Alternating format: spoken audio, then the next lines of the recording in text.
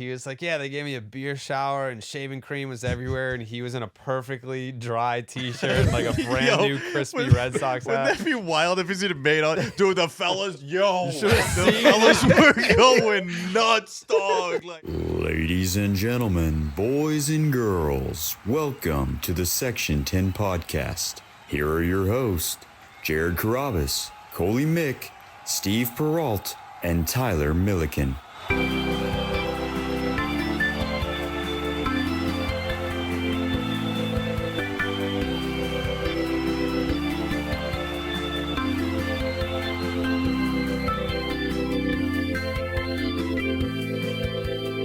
What's up, and welcome back to the Section 10 podcast, episode 613, presented by Kalshi. It is the home of your 11 and 17 last place Boston Red Sox. My name is Jared Carabas, and I am a certified G and a bona fide stud, and you can't teach that. And this right here, this is Coley Mick, and he is 7 foot tall, and you can't teach that. And this right here, this is Tyler Milliken, and he killed his dog Bullet, and you can't teach that. Bada boom. Realest guys in the room. Steve, how you doing?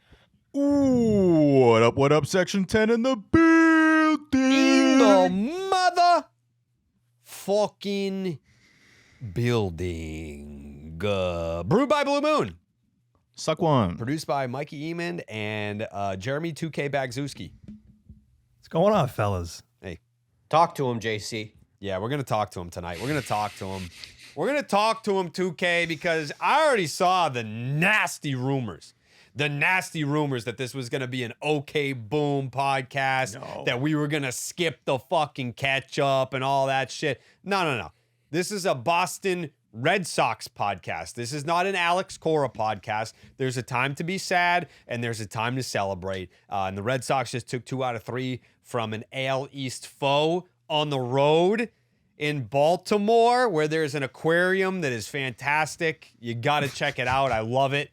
They've got some good shit at that aquarium. I don't know if you've see, what the fuck are you looking at, man? You've never even been. Have you even left the state? I have left the state. I've been to New Hampshire. I went to Maine one time. Okay. I went to the Bahamas. You went to Texas with us. I don't know why you're leaving that out. Yep. I went to Vegas last year. I went to Canada. Okay. Have you been to Baltimore? But Rhode Island. I don't even think I know what state Baltimore is in. Okay. That's tough. Yeah, it is. It Maryland? is tough. Yep. There you go. Yeah. Boom, there you go. Boom, T. Okay, Big boom. one. Section10merch.com. Check us out. We got a lot of merch. We need to fucking get in the lab, Coley. We gotta cook up something spicy for the May drop. I've been in the lab. I haven't fucking been invited. I made the lab. How am I not in the lab? I've been He was kinda talking cooking. direct. I've been talking directly to our lead official scientist. business, official business in the lab.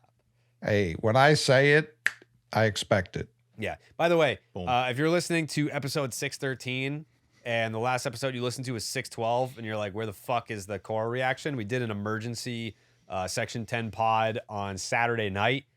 Ruined my hibachi. Ruined it. Ruined it. Like all it is, Steve. Did you get the brownies? Yes. And I had 3 more after I've been stress eating brownies for the last 24 hours. I had so many brownies last night, and then we had dinner tonight, and I had like half the pan of brownies again tonight. But Nice. yeah, ruined hibachi. But the Section 10 emergency podcast in regards to the Alex Cora firing and the Red Sox Red Wedding is on YouTube. It's where you get all your podcasts. If you're listening to this podcast right now, it's out there.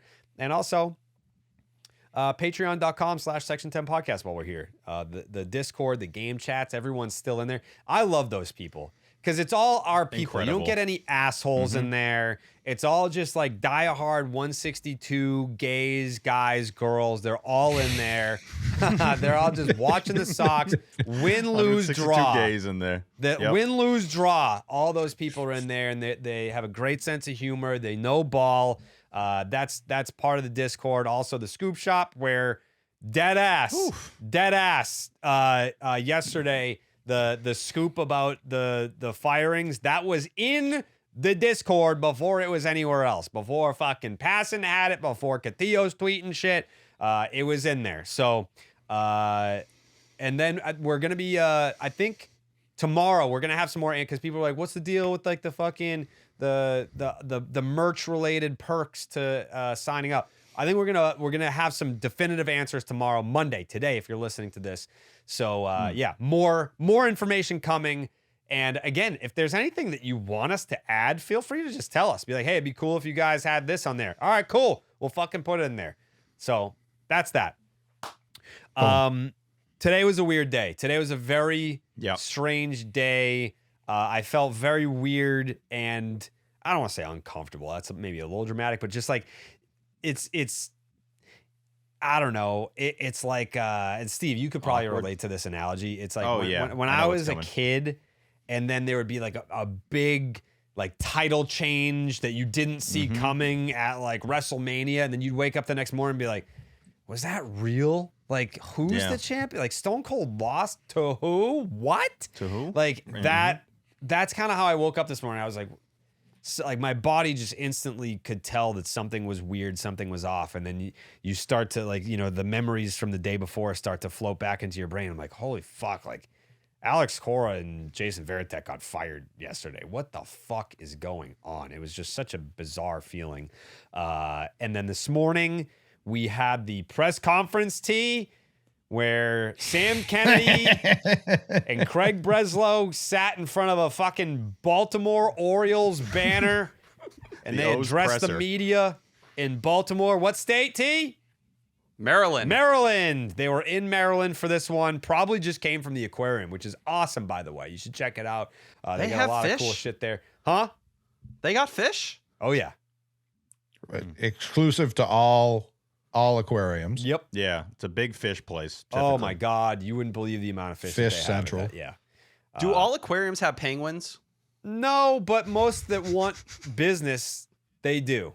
Yeah. Yeah, the good ones. I Yeah. hate those stupid fucking penguins at What the Boston one. Fuck They is smell the like matter? shit. That's They literally smell like my- shit. Get the fuck out of here. Yo. That's literally my It's favorite the stupidest animal thing of you've all ever time. said. The penguins are incredible. That's the whole Stupidest reason thing you you've go ever to said. the aquarium. That's the whole reason you go. Yeah. What is your dumb that's ass? been my- What is your This might be fucking a double. pasty ass Abraham Lincoln looking ass doing at an aquarium? What are you looking for? When you go to an aquarium, what do you look for? Just mouth it to He's me. Mouth suspended it to me. so I can read your fucking stupid lips. Seals. Seals? Yeah. Yeah. Yeah, because you're simple-minded. That's Put them outside. You don't even have to pay to see those Yeah. fucking freeloaders. Yeah. You can Because see they're not those drunk cowards. They walking don't have to around. be protected All right, inside by all the right. stupid roof. This might be a Alright. double. All right. There's no They shit in their own water. There's hey, listen. That's all of the animals there. There's Not the I seals. like seals too, T, but there's no reason to put down penguins to prop up those seals. There's no reason to that's do that. crazy. Yeah. Crazy. Let me just put this out there. If we put them in the same room, who wins? A penguin. Who's living? Penguins are vicious. They're not beating no seal, man. I'll beat your ass. I'll beat your ass. No, you won't. Wow. I will. How would you go about that? What's your strategy? How'd to you take beat him my down? ass, T? I would start walking up towards you, and you'd be like, "What the fuck? He's actually going to do it." And then I'd do a spinning back fist, and I'd catch you on the chin. Oh, and then your I'd spin must take an hour and a Nope. half. Yeah, I was gonna say you need a sneak Yeah. attack so You- he can you see were you the- coming to you you. know I don't those know little, if like, this is- things I saunter right up to him. You know those and I little- hit his the- face. You Those see? ballerinas that you open it up and then they start like twirling and plays them. That's your spinning back fist. Music nope. box. Yeah. And once you're shaking, once those knees are buckling, I lead in with my forearm like that, and I dive down at the same time, and So I bounce you're- your head. You're admitting you get a clean punch on him. He's still standing. Do I hear He's that right? staggering. He's staggering. Okay. All right. I just want to make sure I heard that right. It's like I hit him as hard as I can in the temple. He's fine. And then he can barely move. He's good. I'm trying to get a combo off here. All right. Yeah, the press conference. Sam Kennedy, Craig Breslow, 10:40 this morning in Baltimore, Maryland. Just miles away from the aquarium where you can go see penguins I hear and it's good. seals if you want. And Craig Breslow took ownership of the decision. No, you disagree, T. I felt like at first he kind of just painted it as, baseball operations alongside ownership, decided that this was the best thing.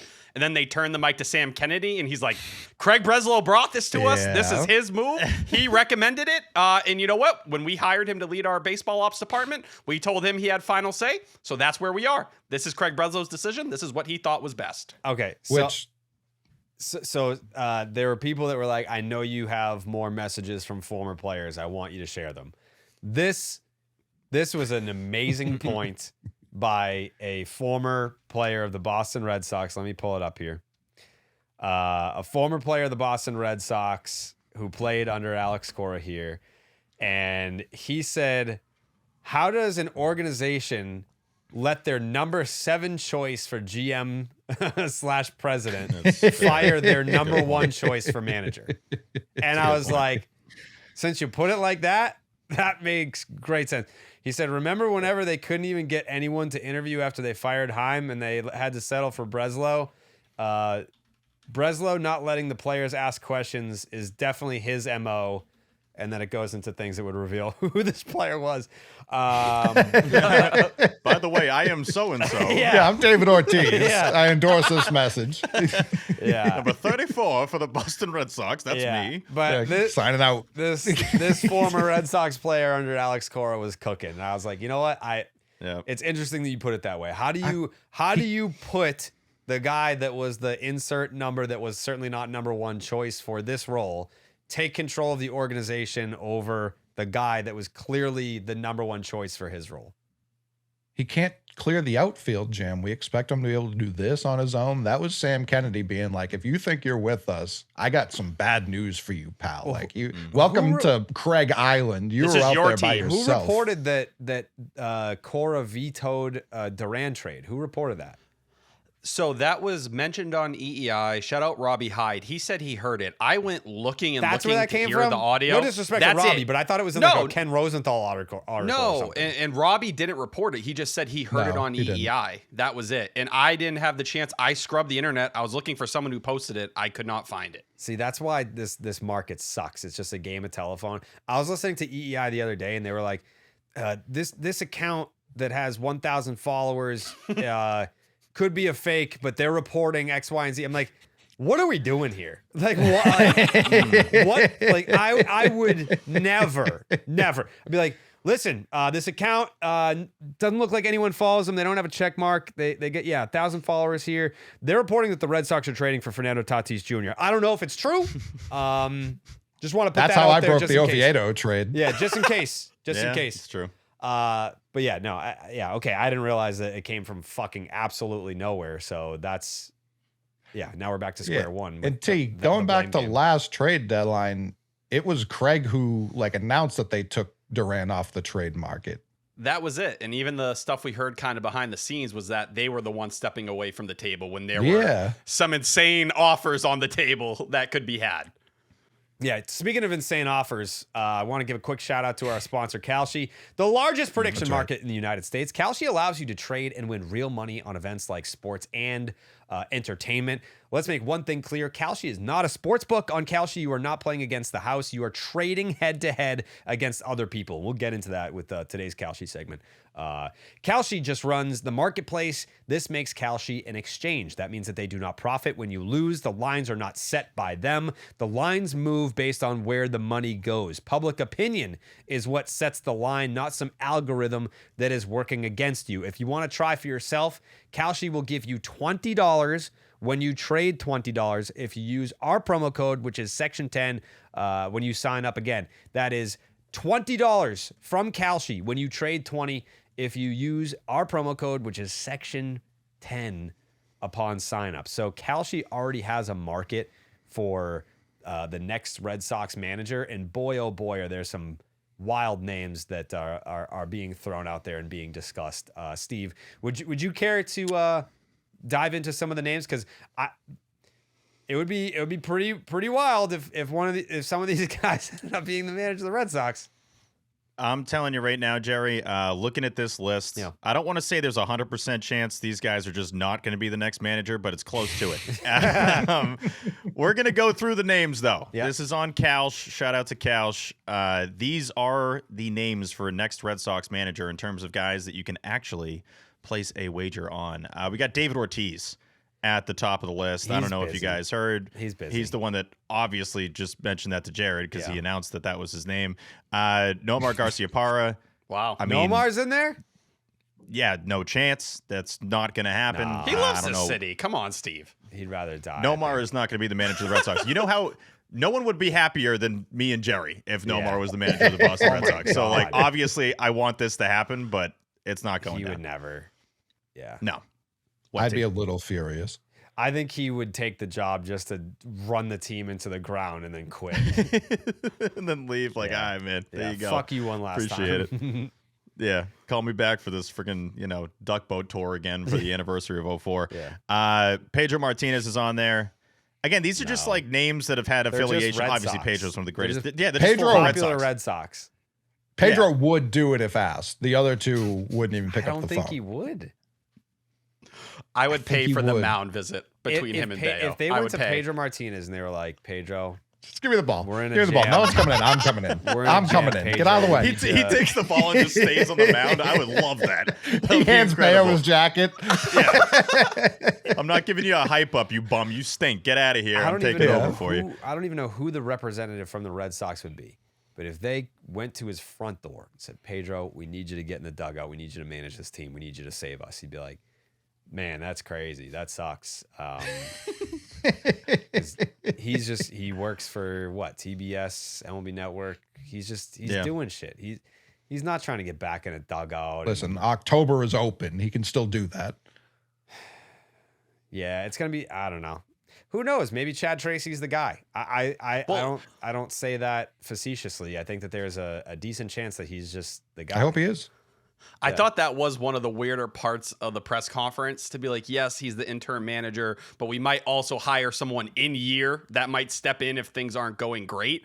And I was like, it just didn't feel like you needed to say that. Just say interim manager. That's all you have to say. And then Option Chad him Tracy back down. Yeah. There was no reason to expand. I don't really know why he expanded there. Tracy, like, even in his press conference was like, yeah, I know, like, interim manager, I'm at least finishing the year. He's like, bare minimum. It was like, that's not what Craig Breslow just said. Like, if you have a bad disagreeing. month, like, David Ross might be walking into this clubhouse to take this team over, and that's just where life is.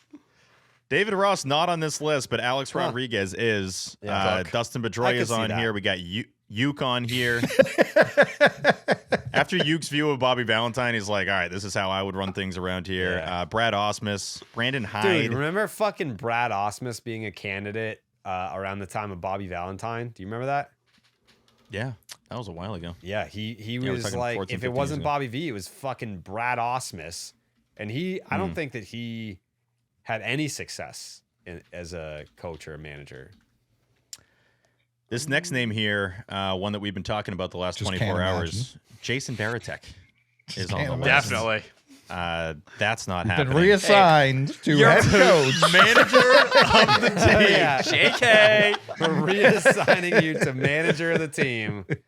Congrats. All this chaos was just to get Varitek as the manager. And he was like, I don't know, man. I'll take it. Sure, why not? Jeff Bannister. We got Rocco Baldelli. Rocco's not the craziest one to have That'd be on great. here. He's managed before. Yeah. That definitely helps. Is These Renicky? other guys never sniffed that. No. Renicky's not on here. Renicky or Malarkey, we could bring that segment back. One of my Renicky or favorite segments Malarkey in was a Section That was a fucking big time segment segment. ahead of its time. Big time segment. For anyone that didn't listen to the Where were you? podcast in 2020, it was a true where were you moment. Ron Renicky, who managed the Red Sox during their worst season ever, stepping in for Alex Cora, knowing that he's just a placeholder for a 60-game season with 0 fans. He would say some shit in a press conference where you're like, there's no way. There's no way he said that. That's a fake Sound quote. like today's press conference. Yeah. So Steve would make up quotes, and we would have to guess: is this Renicky or is this Malarkey? I would love to go back and find those segments because those, ahead of its time segment. He was ahead Hall of his of time. He benched Verdugo on opening day in 2020. The main return for Mookie Betts. He said, buddy, sit your ass down. That was his main handoff to Alex Cora. Like, hey, 99, bench his ass as much as you can. This guy sucks. You're going to fucking hate him. 12th Right in MVP fielder, voting. trash. Yeah, he actually had a good COVID year. Would have been 11th if he had that opening day. Those numbers under his belt. True. It was such a They small went sample off. size. They were balling. They crushed the O's, right? I believe. Jose Peraza was going nuts. Yeah, Kevin Pillar. It was like 12-3 or something. JD actually was good, which is rare for that season. I was a huge Peraza believer, and he didn't see the vision. Wasn't it he had to pitch in a game and he got like smoked on the knee and then he just like hobbled Probably. off the mound? That sums that up. I was saying it to someone the other day. Like, I know that season happened. I know I watched all the games because there was nothing else to do. I couldn't, other than the guys breaking in and screaming, I don't remember a single thing from that season. I remember Benny falling down and getting hurt and never playing again. Yep, that was true. Sounds like Between him. second Verdugo and third. robbed a homer to win a game, maybe? He Jays. robbed Travis Shaw's 100th career homer. Right. 2-homer game. Yeah. One was to the monster. It was sexy. That's I people remember more forget that Section people 10 forget stuff that than fucking this retired was in reference to Travis Shaw. right. You Yeah, probably could have sure got was. me on that one. Yeah. That was the origins of Tied in the Eighth, my favorite program. That was You're a piece of shit. I mean, we roundtables in the COVID season, I believe A lot that's of when that round started. Roundtables are coming Oh, back yeah. with Patreon. Yeah. So We should probably do one this very week soon. coming up. absolutely. Yeah, Out of those guys, Steve will who's- definitely be there.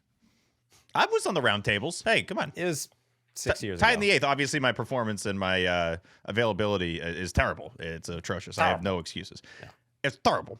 Out of those guys we just listed there, Mm-hmm.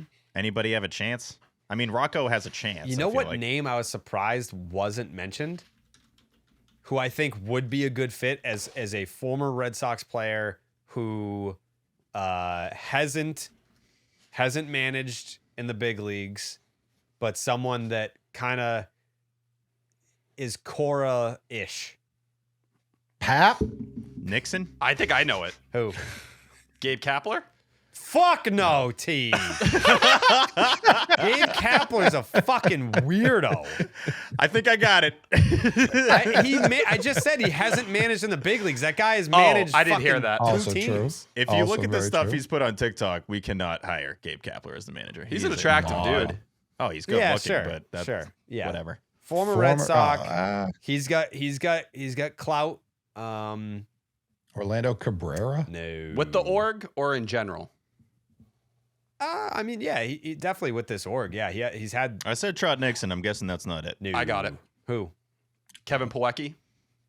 Whack dog. No. You just- stink at this game, dude. I'm sorry. Yeah. I'm out. World Series champion with this team. 18? Major Mitch contributor. What? Can we get a year so we can? Oh, figure this out? Napoli? No.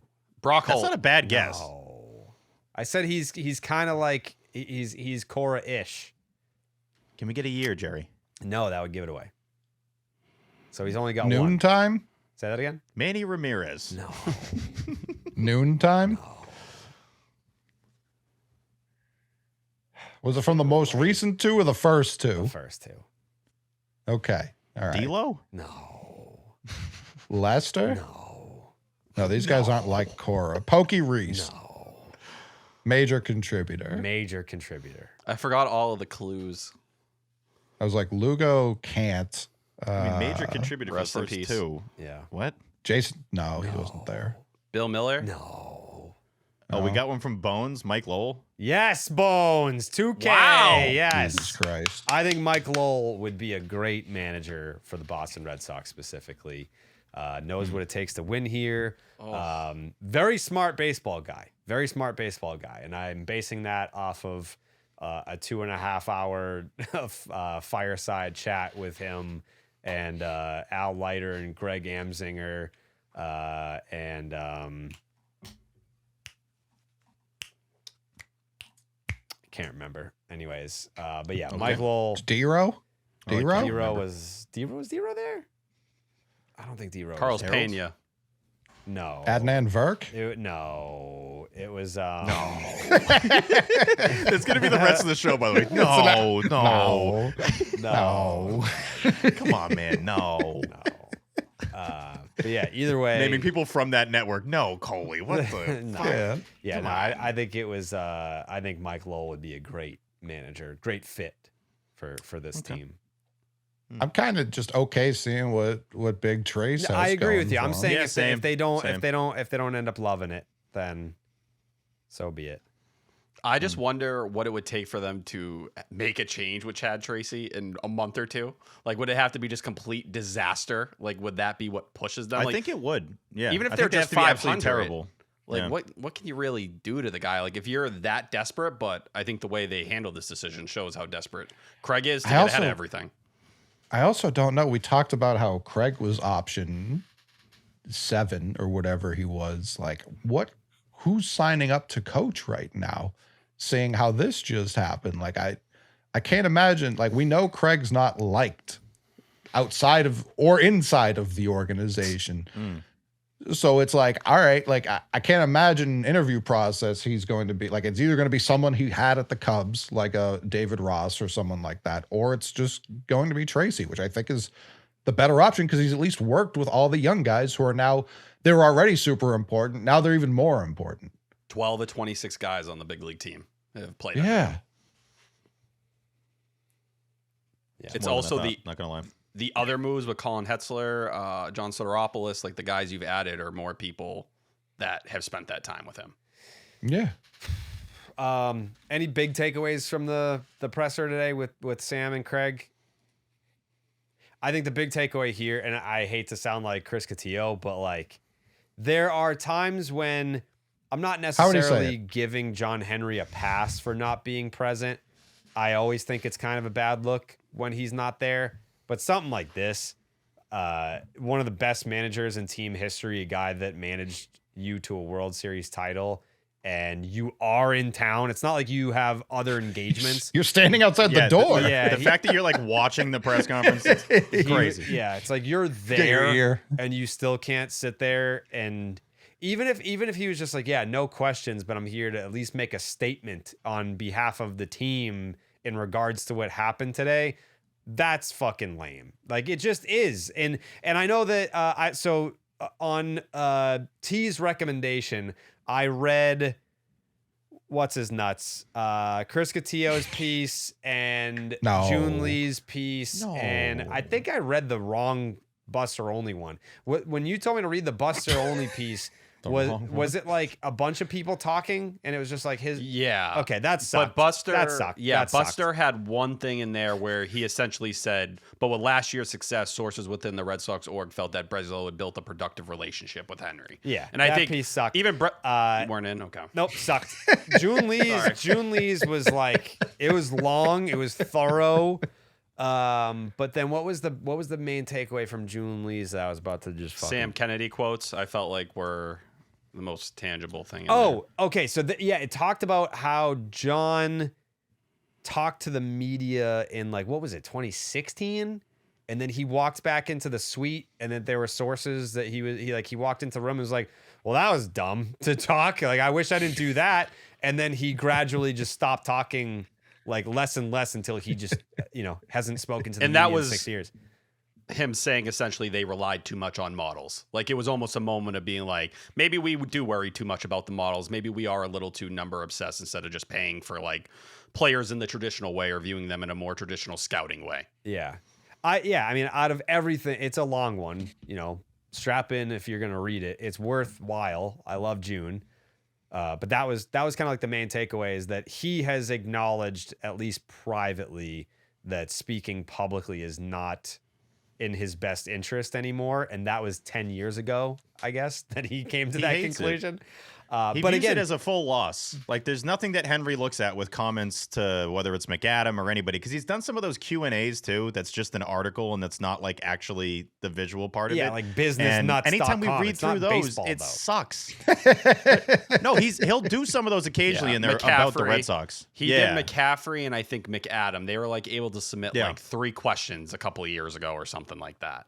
And anytime we get those, it's completely unexpected. And then you read through it and you're like, this is why we don't want John Henry to talk. Or at least me. I don't. A lot of people do. And I credit Castillo. I never really say I credit Castillo. That sounded weird coming out. But I do like that he's been on Henry's ass for years now. It's like, I'm going to let you know he once again did not talk to us, even though we're just asking him, I don't know, just for a comment on firing the manager that's been here for like 8 years. Like, it's not like we're doing something like, you know, about your personal life or something about Liverpool. Like, this is about the manager of the team that won a World Series here that you just canned 27 games into the season. So here, there's this weird, it's not weird, but there's this dynamic between Red Sox fans and Liverpool fans where we're kind of just like distant cousins where, you know, we found, or we're like stepbrothers, but later it's like a divorced marriage coming together. Where it's like we don't really like your mom. We have the same dad, but we were kind of we thought we were an only child for a long time. Sure. And then when we were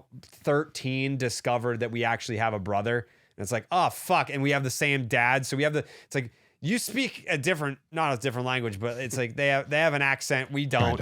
And we all complain about our dad, but the Liverpool fans, I don't know if you've seen this, they've had massive protests about FSG raising the ticket prices. And John Henry, like Logan Paul, sat in front of a camera and apologized. And it's like, when the fuck? It looked AI. Like trying to imagine that this was happening as a Red Sox fan and he was speaking to us. I'm like, what is going on? Like he doesn't speak about anything, never mind address us personally and apologize for anything. You know, the Mookie Betts, John Lester, Rafael Devers, Xander Bogaerts, fucking all of it. Literally all of it. I don't know. How do Red Sox fans push his buttons to the point where he can at least be like, yeah, this is unacceptable. What's been happening since 2018. We're gonna fix it. Nothing. Not a word. Like, sell the team at his face didn't work, so I don't know what's gonna work. That's so tame compared to like soccer fans, though. Dude. Like we really are very soft in comparison, and I'm often disgusted. Like today, I just tweeted out the picture of Mookie Betts, Xander Bogaerts, and Rafael Devers. And this is where John Henry's like, oh, I've got these people forever. Because the amount of people who sprint to my mentions to be like, well, it was good that we got rid of all these guys. Like there are still these like FSG zealots that will go to war for every decision they made that are objectively awful, and the reason why the team, like I think Cora posting Mookie Betts talking about wanting to be on the Red Sox is like should be a nail in a coffin for a lot of people. You've got like everyone wants to pretend, no matter how many times Mookie Betts says it, that he never wanted to be here, and you've got the manager posting him the second he gets fired being like, no, he always wanted to be here to play with me, and the reason he's not here is because of the people above me who just axed me. So yeah, I can't imagine why he would ever have to feel the need to apologize to Red Sox fans. I mean, are you the last person, Jared, he's like talked to publicly about the Red Sox? Yeah. And he did the whole watch thing. Like I've always cared. I've never cared more. How dare you question how much I care? Yeah.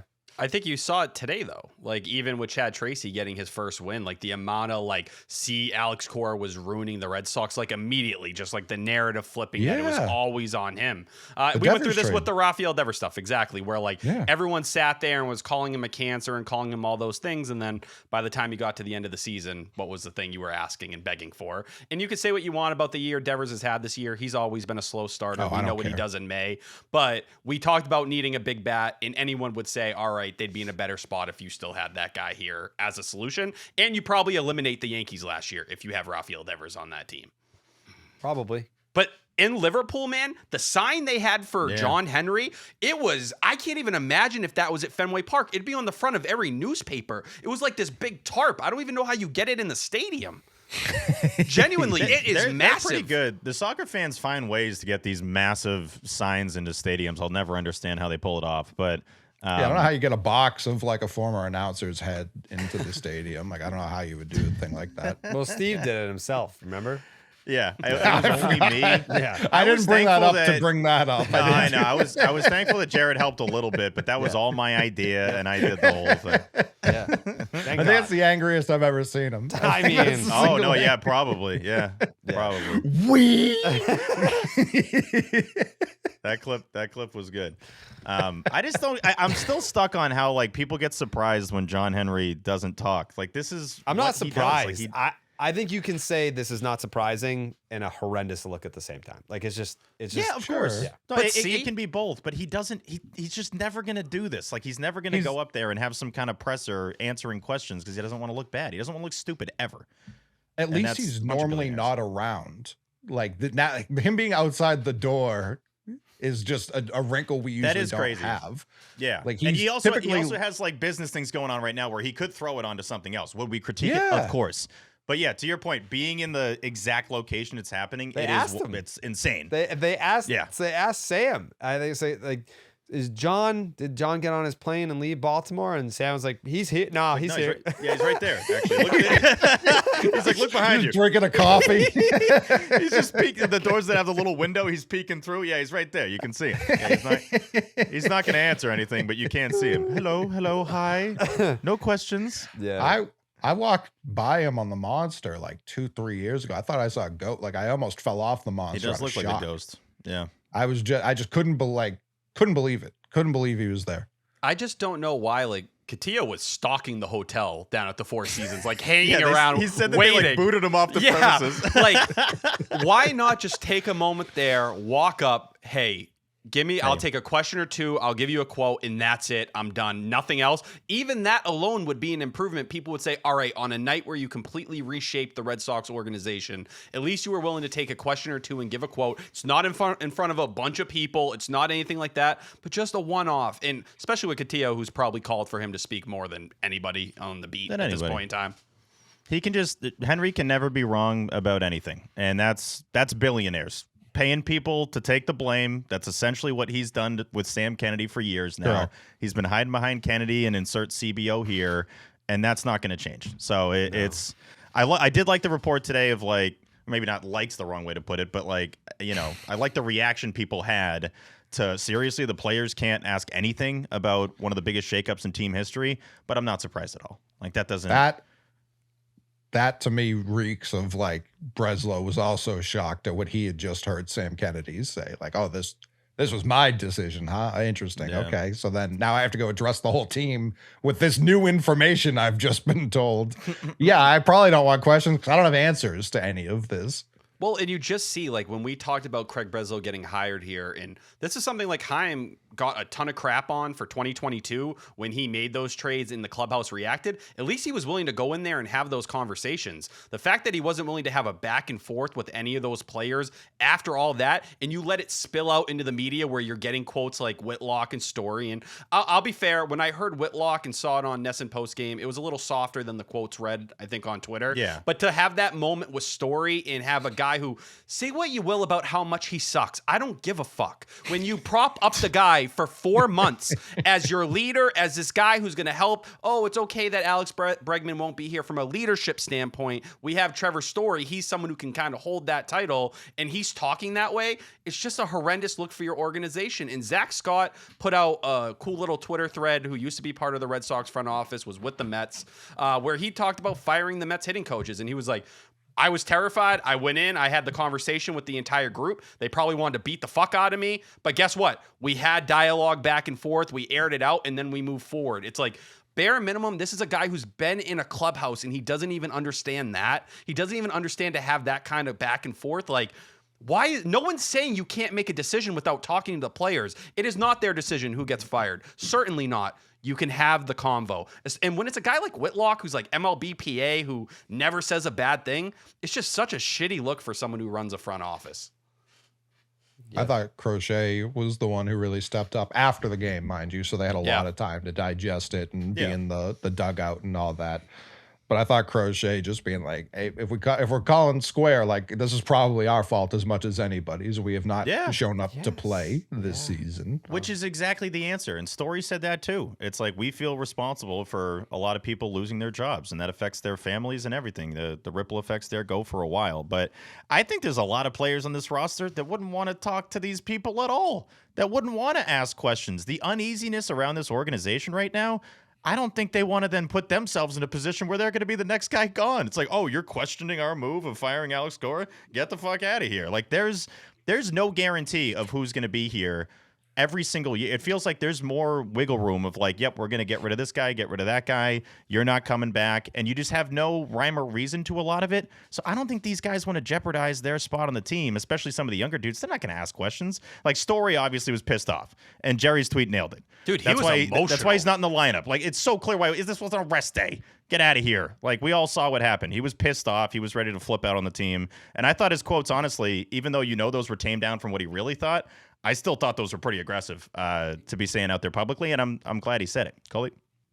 I mean, I immediately thought of Tracy being like, yeah, I had jotted down a lineup on my flight here, and it lined up with what Breslow and the boys had. I can't imagine that lineup had Story in it. So, like, I said think it he almost was emotional. lined up, so maybe there might have been Sure. They claimed it was an abductor. maybe. Like, it was a planned day off. That was the way they framed it. Yeah, I know how they frame frame a lot of things. stuff lately. Yeah, they're a PR firm, and like you think they'd be better at this by now. Like, they've gotten rid of so many important people, and like you'd think they'd have I had Ian text me being like, "How do they not have their story straight?" Come on, as they're man. sitting on this podium, this Orioles podium together. For a team that's always in crisis, their crisis management is atrocious. It's so bad. It's like all we know as fans and all the Red Sox players know is chaos. It is constant chaos. We've only had the 10 back for a couple years. It's been constant chaos with this team and with what's going on with the organization. And yet we get to these situations and it's like, what was the thing last night with the bus that was picking them up? Had like coaches for hire. Coaches for hire. Yeah, coaches for hire. Coaches for hire. Like, there's Henry was putting those stickers on by shit. himself. Yeah, seriously. Every It's like, mind they these can guys step on. suck. Like, right in here. If you're trying to find out who has I think they the do. coaches. I feel like they do it on purpose to like almost distract from the actual thing that happened. They're like, look at this fucking clown show we got going on. Well, that's You forget the what Orioles we're even background. talking Caused about. this? Who could have caused this? I have no idea. When Nesson goes to them and they're sitting with an Orioles background behind them, you're like, Crazy. there's no way So you guys funny. like thought this was the right scenario. You can't take it down. It would be better if it was just a random wall or anything. Yeah. But that's the issue. They sat at that hotel last night. We knew everyone was fired by 7 p.m. You couldn't either get the troops together to have a conversation downstairs or do it at some point just to spread the message throughout so that you didn't have another just entire media circus the next day. Like, that is just, it's so lazy. Jerry? The other thing from the Castillo piece that was super interesting was the private jet that they all flew out on had to be chartered on Friday. So they clearly didn't charter the flight on Friday and then decide.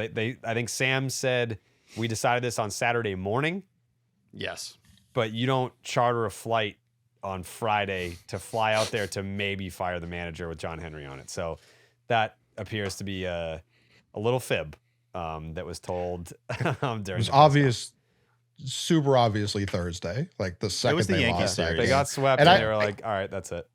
Well, That'll do outside of it being the Yankees series, I think like the biggest smoking gun was someone's back felt a lot better today. We'll get to that. And I don't know if like, obviously we don't know. So this is just me theorizing, but was Cora benching Anthony to be like, I want to play my veterans. I get that this young kid has all the potential in the world. Can we try it this way? I know what your computers say. I know what your models says. We're going to try it this way. And boy, did it not work.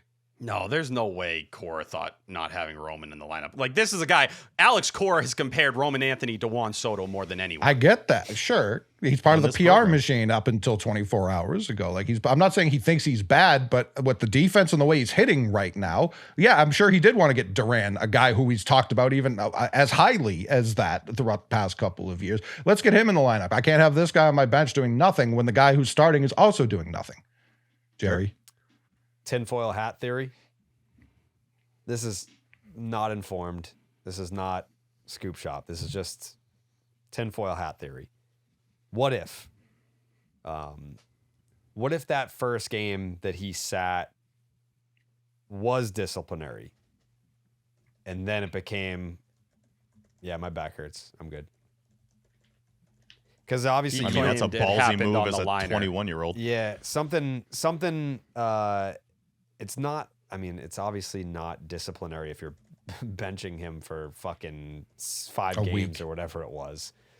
But I don't know. It's just the timing makes you go, But if you were the Red Like Sox, the, and this was one of the sitting started after the fucking party video, Parade. and then the return marathon. happened the second that Cora left. Just Because even Immediately when he's Cora, gone. makes you go, well, no. even Corey yesterday was saying, like, we hope he starts swinging a bat on Saturday. It wasn't like, or Sunday. It wasn't like he was guaranteed to play this series. He played Tuesday. That's when he got hurt. He smoked the liner, gets caught at shortstop, and he feels something pull.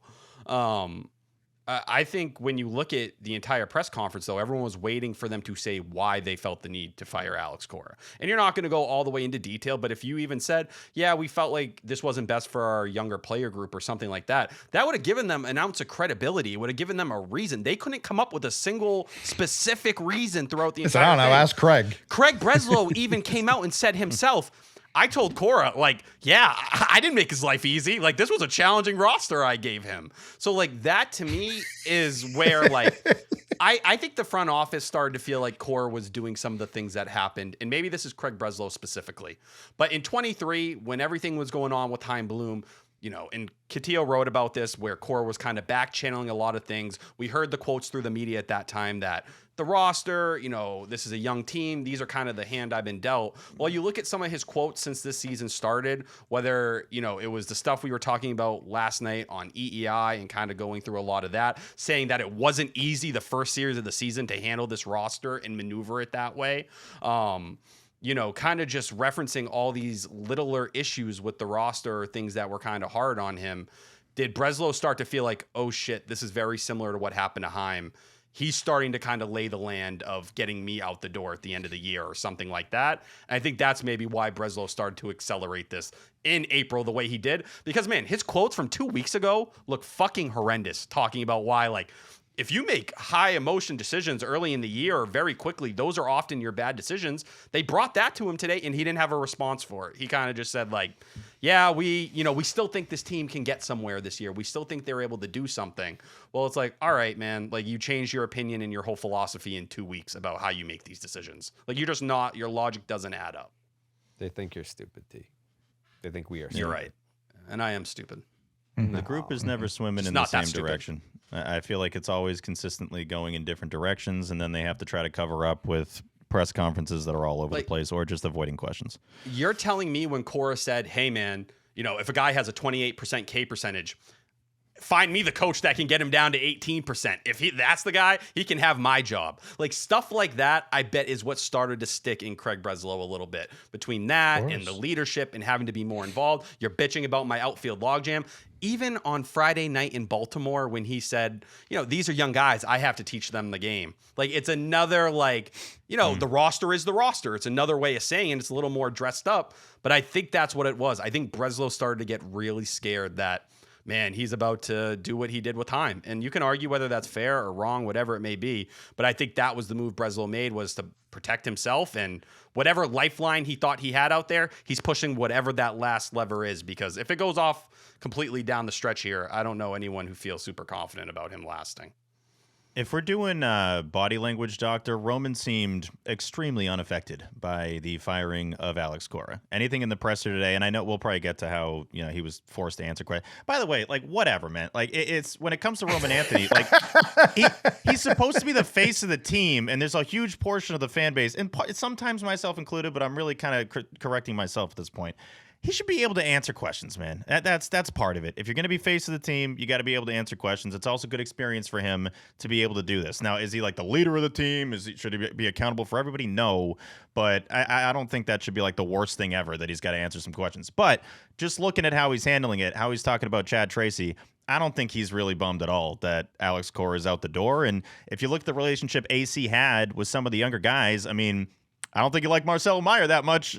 He was, you know, consistently telling you, I don't know if this kid's fully ready. Okay, yeah, sure, he's on the roster, but I'm not going to hit him against any lefties. And I'm sure Campbell's probably not the biggest AC fan of all time. Maybe that's just by association to him being with the team, and he hasn't been great either. But, AC's probably looking at this roster and thinking, oh, okay, this is the chosen one here. Like Roman Anthony's the guy that's going to save us, and we're going to expect some 21-year-old to come in here and guide us to the promised land. Well, look, he's hitting 200. He's going out on Marathon Monday getting hammered, and like this is the guy, though. This is the guy that you think can do it. Now, I'm not saying that's not a me quote. That's just, I wouldn't be stunned if AC looks at this and says, y'all are putting way too much on these young guys, and I have to be the one that has to discipline them, and that's completely unfair. Like I do think that's a possibility.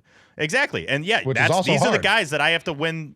I was about to say win the division. That sounds like crazy. Just make the playoffs with. Like just to get to the postseason with. These are the guys that I need to do that with. So maybe I'm reading into it too much, but looking at Roman today and how he answered the questions, like he didn't seem really affected at all that Alex Cora is not the manager anymore. Marcelo played well. I think a lot of the young guys, I don't know if they were big Cora guys, and I don't know that Cora was big young guys guy either. No. We talk about the guys that have had his back the most. It's the vets. It's the vets. For sure. Like you even see Brock Holt put the message out there. I'm sure JD Martinez will have nice things to say. Obviously, Mookie Betts and AC still have a great relationship.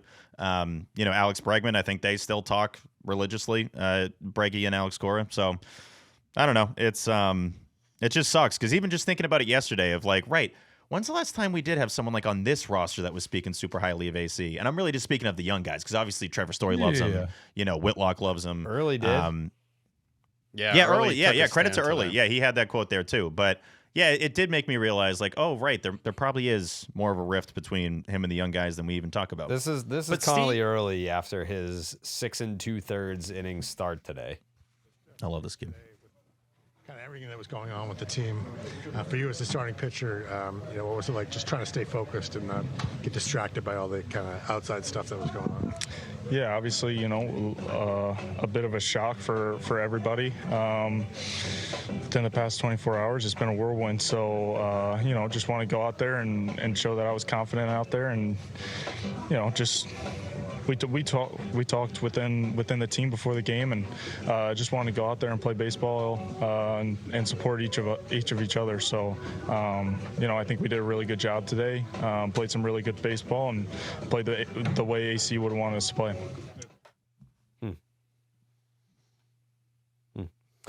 The Trevor Story audio, I can't find it anywhere.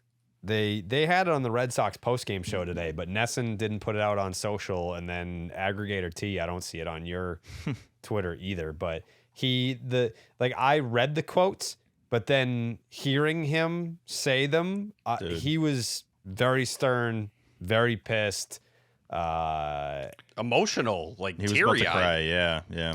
I mean, I'm not even saying this is a dig, but that's the guy he spent the most time with due to the roster turnover too. That's of course his guy, and that the injuries on top of that, like we make the top step joke, but like I'm sure they were super close. Yeah.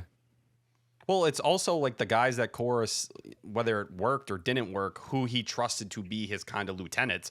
We know from what Cora said, he talked about Trevor Story more than anyone this spring training, right? And when guys signed here, say what you will, they talked to Cora. Cora was one of the selling points to veterans that would come to this team. You want to play for a manager like Alex Cora, go talk to all the players around the league. They will all talk up Alex Cora in the way that you would expect or that you would hope. He's someone who you will play for and you will never regret it. Like, that had to be a selling point for a guy like him. And obviously there's not a ton of guys that have signed those kind of deals. But for Trevor Story, like, man, that guy stood with you when just about everyone in this city gave up on you. That's just the facts of it. Yeah. I like how honest he was. Super honest in that presser. Like, this guy took bullets for us. Like, he was constantly accountable there. I think that kind of stuff happens so much. And I know I've said this in past pods and past years, but there is so much shit that happens during a baseball season that we have no idea about. And that never really gets discussed. We only really talk about the stuff that seeps through and maybe gets to a reporter and gets in an article. So I think Alex Cora was great at that stuff. I think he was really, really good at keeping a lot of stuff in-house. And the fact that Story's getting emotional like that, obviously he's had a roller coaster journey here. A lot of people I was like, oh, Trevor, fix your batting average. Trevor can have an opinion on the team firing Alex Cora. He's hitting one. Who gives a fuck what his batting average is right now? All of them. I Sam hate Kennedy, it. all of them. It's the end of April, and like we're gonna say that Trevor Story can't be, passionate about them firing Cora because of what his performance is on the field right now. Those are two completely separate things. So Also, I like how authentic he was. I like how genuine he was. Cora, I mean, Trevor Story at the end of last season when they got eliminated in New York went right into Cora's office and was like, "Don't worry about it, I'm opting in." And back. And everyone couldn't get enough of that quote at the time. Look at that guy. He wants to be here. Yeah. Alex Bregman doesn't want to be here. That's the difference. If he wanted to be here, he would have opted in. That's all you heard at that time. Yeah. Now everyone just pisses on Trevor Story. Right. And if I'm Trevor Story, I'm like, well, I opted out of my decision to go elsewhere or get more years or money with another team to cash in on the season that I just had. And I'm sure that a big part of that is like, I want to play for Alex Cora, and that he gets fired a month into the season. And now you're just like, why did I do that? why did there's a good chance he was reassured too. Like, yeah, don't worry about AC's going to be here. Yeah. Like, because that's a fair question to ask. Even though he seemed like a made man, if I'm going to immediately opt in, I'm like, hey, just double checking. Like, Cora's still going to be here right before I like sign this and say like, yeah, cool, just send it through. I'm sure he was reassured like that. Like a lot of people in this organization are. Of their position and their standing, and oh no, it's fine, and things just flip immediately, and that's constantly happening. I'm sure in October, that wasn't like a thought. He just signed an extension. Like no, I know, but I wouldn't have been stunned if he still checked in of like, hey, just quadruple checking that. Sure, because they lost the Yankees in the playoffs, so I mean, it's not. He wasn't going to get fired, but still, you never know with these guys. I think anything is in play. That's the Red Sox in recent years, and more than recent years, in the John Henry era, they're reactionary, extremely reactionary organization. They've been getting killed. Things have looked bad. Guess what? You get a crazy reaction that flips in that most people didn't think was anywhere near happening. They thought maybe June, if there was going to be a firing of that magnitude. But no. But I think it tells you how hot Craig Breslow's seat is. Because if he thinks they're going to lose the season in the next month, they told you what their expectations are. It isn't, hey, we need to figure ourselves out. Let's just play baseball and go from there. It's, no, we still think we can make the postseason. We can still do those things. So guess what? You will be graded that way, and that's what the reflection will be in September when you get to the end of the year, because that's the way you spoke. What was that? Was Jemai quoting someone when he said, yeah, and they still think they can win the World Series? Back to you, OB. Roman. I was Roman said that. That was a Roman quote. I almost fell out of my chair. They can still hoist that trophy. Back to you, Dave. I'm like, no fucking chance, dude. But all right, hey, if we're going to... Yeah, that's another thing with Roman. All right, if Roman said that, because I missed who said it, then that's another reason of Roman being like, yeah, hey, AC's gone. Okay, sky's the limit. Like, that guy sucked. And it was lame that he had to be the first one to talk. I know, Steve, you said you didn't really feel one way. Listen, there should be a veteran in that clubhouse. He's never been in that spot before. Not one time. And he said, when they asked him, can you explain what happened with Breslow and Chad Tracy? He goes, I'll leave it to a veteran to talk about. When there's a media person right there, and in this case, Jarren Duran is the one who waves him off and is willing to say, hey, somebody else go. That's your problem. That's not my problem. Don't be upset the organization doesn't value in the way you ever hoped, or that people don't view you in a certain light, because those are the opportunities where you can take it off the back of someone like that, or just give him a minute to see how it's done. Now, would he have said the right thing? Probably not. But 2 days ago, we're championing. That's your answer. But we're talking about how good his response was post-game. Did we not? Yeah. Oh, he said all the right things. So in that spot, you had a chance to be a leader. You opted out of it, so you will be looked in the light you are. That's what it is. Call it. I can't pile on Duran in good faith when everyone was hooting and hollering when he had the exact same reaction when Devers got traded last year. He did the same thing. Like, this isn't my problem. But that's a different team. Like, that's such a different team, because that's a team that had the leadership. Yeah. You had a Rob Refsnyder and Alex Bregman. Now you are supposed to be one of those guys. Respect him. It's the same reaction. Like, it's the same thing. But you're supposed to be maturing. You talked about during spring training about you stepping into this role. Oh, I learned the lessons from Rob Refsnyder. These are the things I kind of picked up. Hey, I'm Unk now. All the young guys on the team, Roman and Marcelo, that's your chance to be that guy. You opted out of it. So that's why. That's why you get viewed the way you do. It doesn't. That's fair. I just don't think Jarren doesn't want to ever be in front of a camera. I mean, we're close with Jarren, and he pushed off doing the pod for years. I mean, like, that's... He doesn't like talking. He doesn't and want to he be kind of the knows he can't trust guy. himself to keep it smooth. Like he'll even be a little snappy in the presser that we were talking about, T, that we thought he was really good. I don't know if it was Downtown Ian Brown or somebody that asked something. He was just like, yeah, I guess we'll see. And kind of looked at him with a little like attitude. I'm like, uh-oh. I always get a little worried when I'm watching the Jared presser. I'm like, is something going to happen here? I'm a little uncomfy. But I don't think he wanted to handle this. Is that right? No, Tyler, it's not. It's not right. And I also but don't think at the he same goes time, around I being just think like, it'd be "Hey, the I'm craziest leader thing of ever this for Roman to team." answer questions. He doesn't prop himself up as a leader. I think it's just Cora put that on him. He's like, hey, he's one of the leaders of this team. It's like, well, does he want to be that? I don't know. But Story answering the questions today is kind of all I needed. Like that was the authenticity that you expect. I do think there's a good chance Jaron says something there that he maybe wouldn't want to say.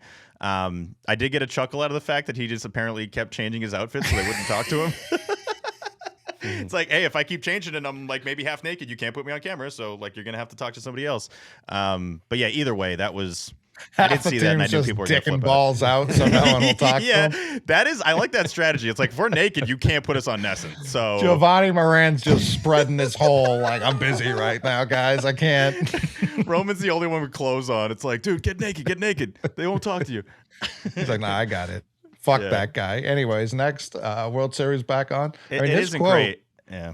His quote where he was just like, obviously, I played for AC, but I signed that deal to play for Brez and Henry and Mr. Kennedy. I don't ever want to see him referred to as Mr. Kennedy again. Like Who said that? Roman, yeah.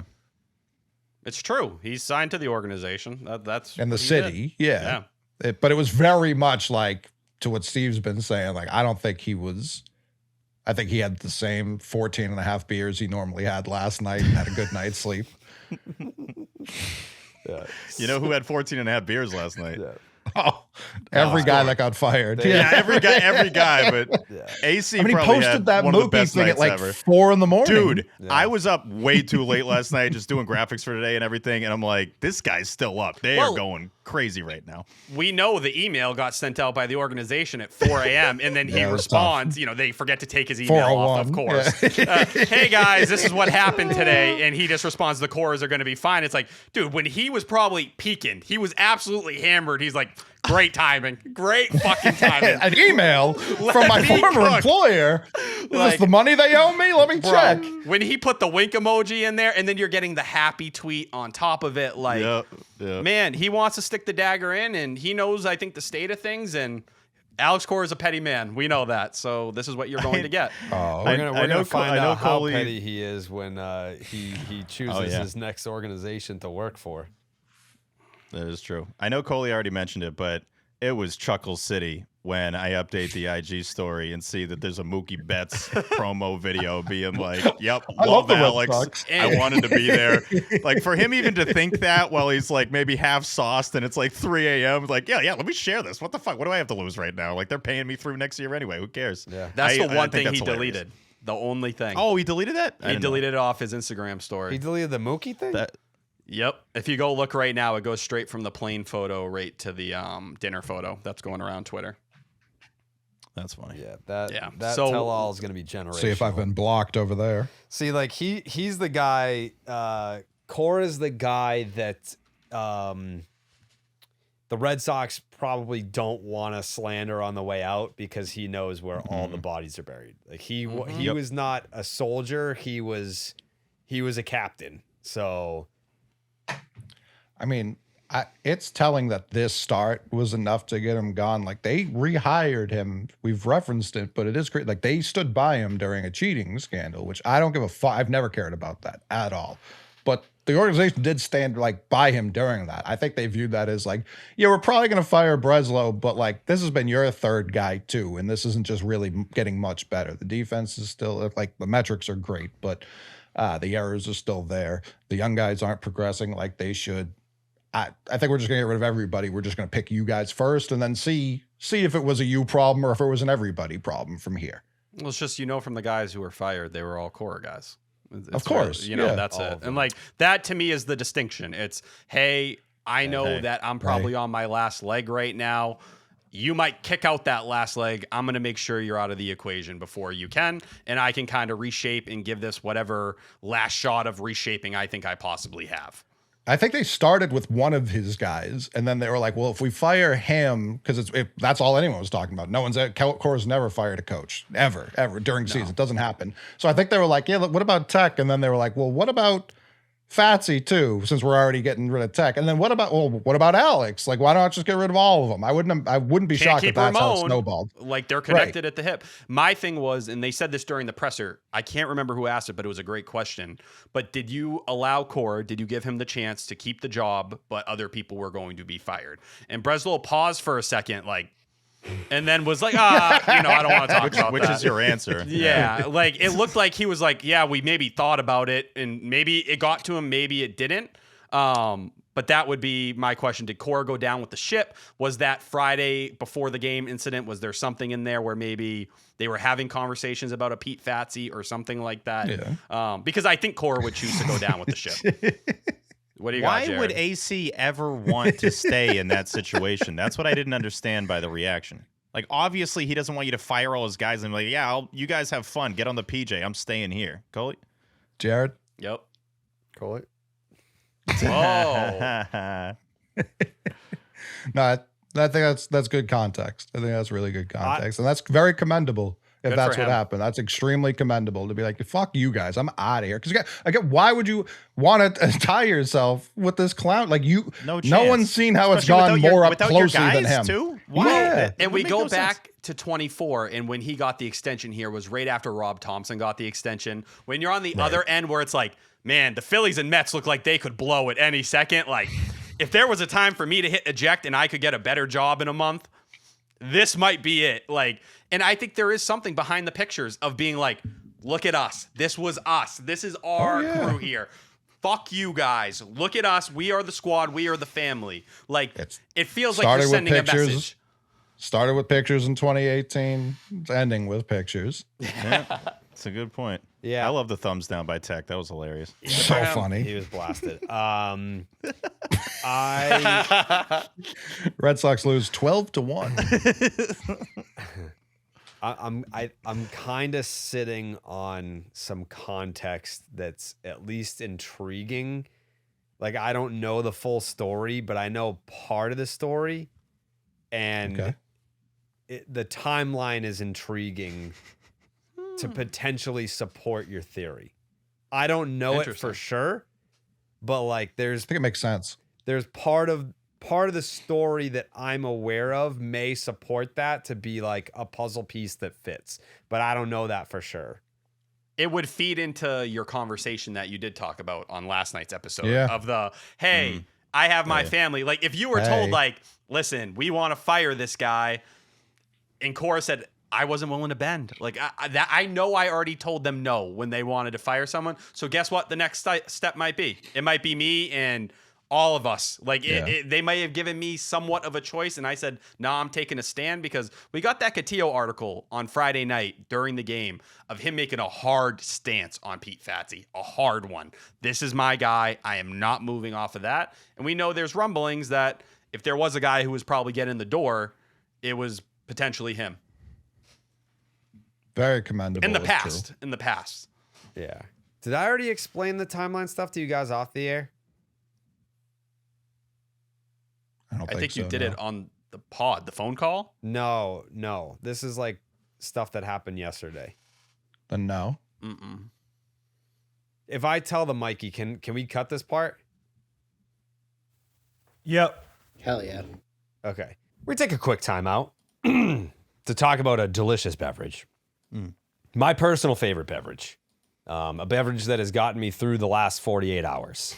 Actually, I would say the last 7 days. Like, this started even before the news came down, that I was just putting these down with some chocolate Easter bunnies. Great combo. I better start seeing some pics sent in of you drinking a Blue Moon with a milk chocolate Easter bunny. You know? That's the go-to, especially during times like these, because even if you love beer, there are some moments that you want to enjoy a non-alcoholic drink. Celebrate those times at Blue Moon's non-alcoholic Belgian white, Belgian-style wheat brew. It's for when you want to drink a non-alcoholic version of your favorite beer. T, just rough estimate, how many Blue Moons you'd say you've had in the last couple of days here? I'm having about one an hour right now. Okay. Okay. Fair pace. Inspired by the beer you already love and available year-round, a Belgian white Belgian-style wheat brew that tastes like drinking, even if it's not. Crafted with Valencia orange peel and coriander. It tastes balanced and refreshing. Nothing compares to the great taste of a Blue Moon non-alcoholic Belgian white Belgian-style wheat brew.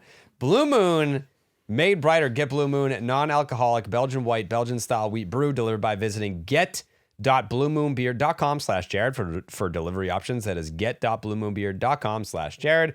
Blue Moon, made brighter. Celebrate responsibly. Blue Moon Brewing Company, Golden, Colorado. Non-alcoholic malt beverage contains less than 0.5% alcohol per volume. Steve? Yeah, it does, Jerry. Suck one. Also, Jared, and I know you know this. In sports, everyone's got a can't miss training hack, right? Yes. And most of them don't actually move the needle. Is that also right? Correct. Boom, you passed. That's how I used to feel about hair growth products. A lot of hype, not a lot of results. What changed for me was learning that Nutrafol isn't just another supplement. It's physician-formulated, clinically tested, and recommended by dermatologists. It's a real game plan for thinning hair. Guys, if your hair isn't playing like it did in your 20s, it might be time for a real comeback, not another workaround, because throwing on a hat like I always do isn't a strategy. Nutrafol supports healthier hair from within. Nutrafol now offers hair growth supplements tailored to men at every age, so you could literally be T's age, or you could be like 90 or something like that, because the root causes of hair thinning change over time, and your routine should too. Nutrafol is the #1 dermatologist-recommended hair growth supplement brand, trusted by over 1.5 million people. T, is that a lot of people? More than I can count. Adding Nutrafol to your daily routine is easy. Order online, no prescription needed, with automated deliveries and free shipping to keep you on track, my friend. Plus, with the Nutrafol subscription, you can save up to 20% and get added perks, love added perks, to support your hair growth journey. Start Nutrafol today and make the hat go away. Visit Nutrafol.com and enter promo code SECTION10 for $10 off your first month's subscription and free shipping. Find out why Nutrafol is the best-selling hair growth supplement brand at Nutrafol.com, spelled Nutrafol.com. Promo code, you guessed it, Section 10. Now back to the show and this ridiculous team. Okay, like they're filled in on the context now. Not to be an asshole to the viewers or the listeners, but like, does that context make sense that could potentially lead to supporting a theory where, one guy was first, but not every guy, and then it's just like whoosh? I don't know. My one thing would be, would we have heard it by now? And maybe we do end up hearing it Monday or Tuesday, but man, that would be a great final card for you to play. Be like, they still wanted me, and I said, I'm good. Essentially, I will not bend to whatever you need or whatever you want here. That would be if that dropped as a headline, oh my, and it would be just such a shitty look for the organization as a whole. Wouldn't that play along with them all being kind of a group and clearly having a night and being like, my guys. That's it. Let's go. Yeah. Yeah, it's the Sox, man. And I went to bed last night just being like, we should be super used to this whiplash. And it's starting with 2018 to now. And that was the tweet. It wasn't like, oh, they fucked up this thing. Like, it was like, no, this is like what average Red Sox fan experience is like. Can we have a normal year at all? And 2021 was like comfortably the most normal. Even last year, you make the playoffs. I don't know anyone with like half a brain who would categorize that as a normal year. One of the craziest ever, honestly. Like, it just never stops. I almost look back at last year and there was never a season that threw me for a loop or made me so confused as 162 played out in terms of post Devers, how I still almost couldn't believe how the team got to where it did. But yeah, the last 2 years, man, there's just been, those are moments, those are things that happen to other franchises once every 10 years that are happening on a yearly basis here. It's to the point, when we were growing up, if the Sox were on SportsCenter, it's like, Like, look, they had 5 homers last night. Like, Manny's going off, Poppy's going off. Now, when you see the Red Sox In a logo, row. yeah, serious, yeah, 4 in a row there. You see the Sox logo on SportsCenter now, and it's like, all right, what happened? Like, what's going on? What stupid shit went down? I can only imagine if I'm like a road fan, specifically like an NL fan that's maybe not facing this team as much.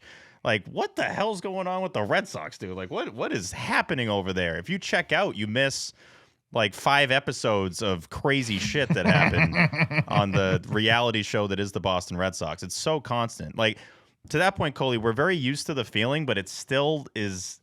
It still It's new every time. Yeah, it's new every time. It's a different variance every time. It's not like it's the same. So I do know people will group it together, be like, this is kind of like when they traded Devers. It's like, no, it's not, because it's a different kind of suck. So right, they both suck, but to what level do they suck?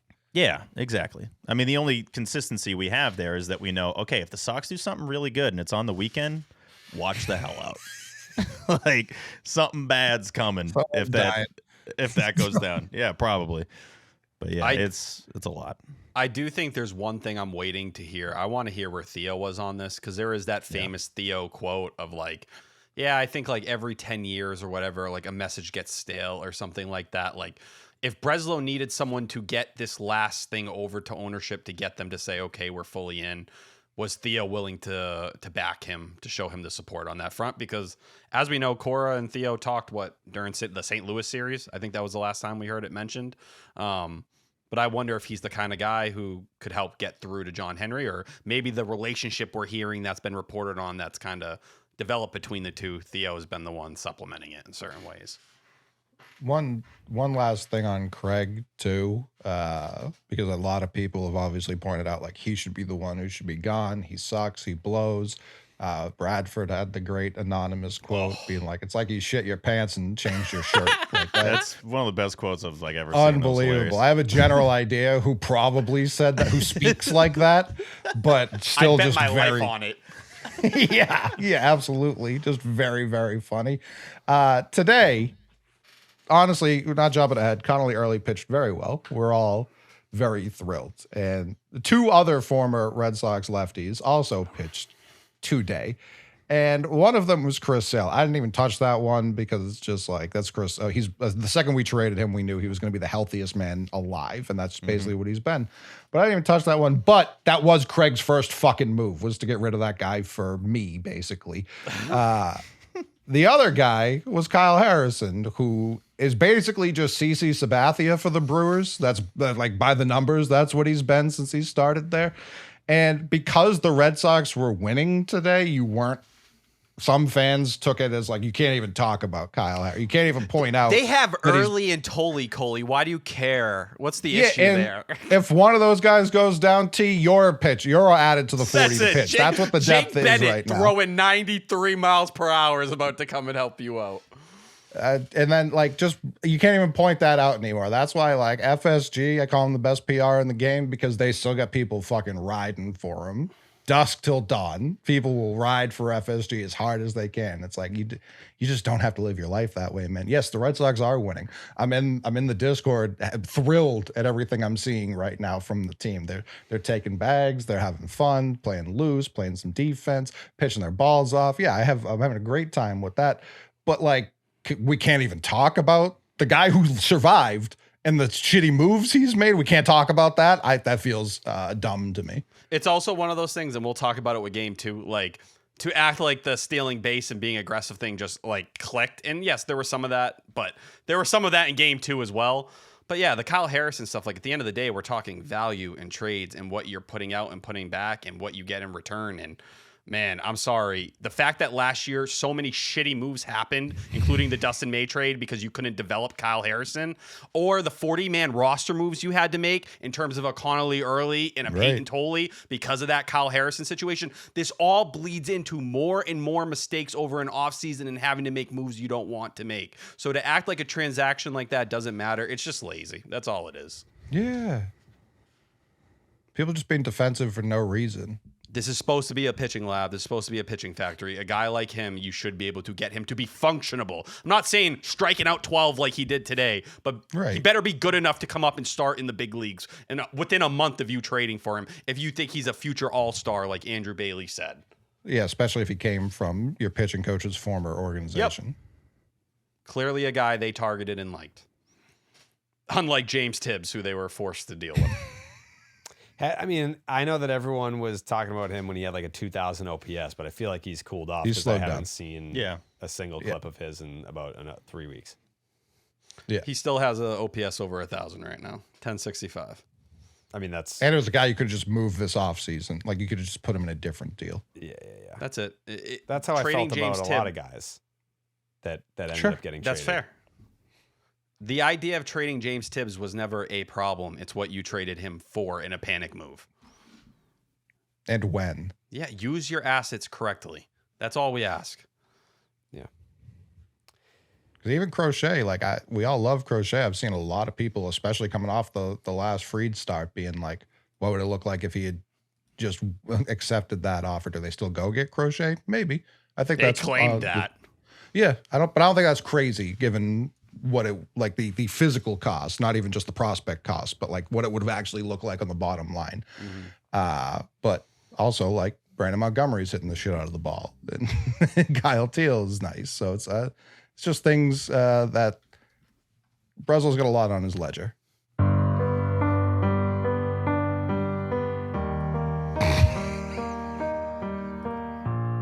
I've tweeted way too many times. I got no shot here. I'm going to be honest. Oh, it's the new music. It is. I hadn't heard it before.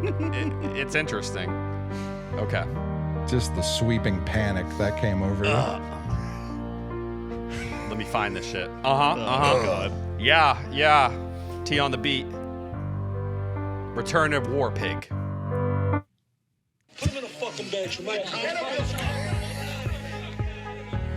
how do you tough. not You put almost them, made it. In your notes? Like, how do you not put them aside and have them ready? I don't understand.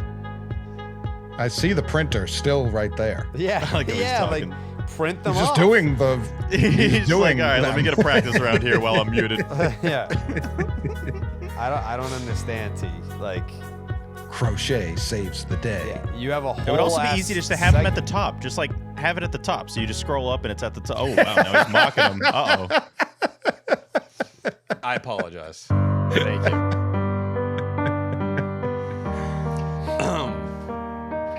It's a little fast. Okay.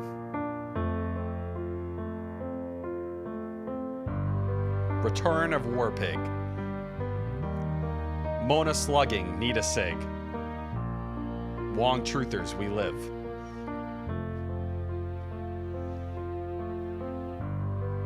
Chad Tracy's Red Sox.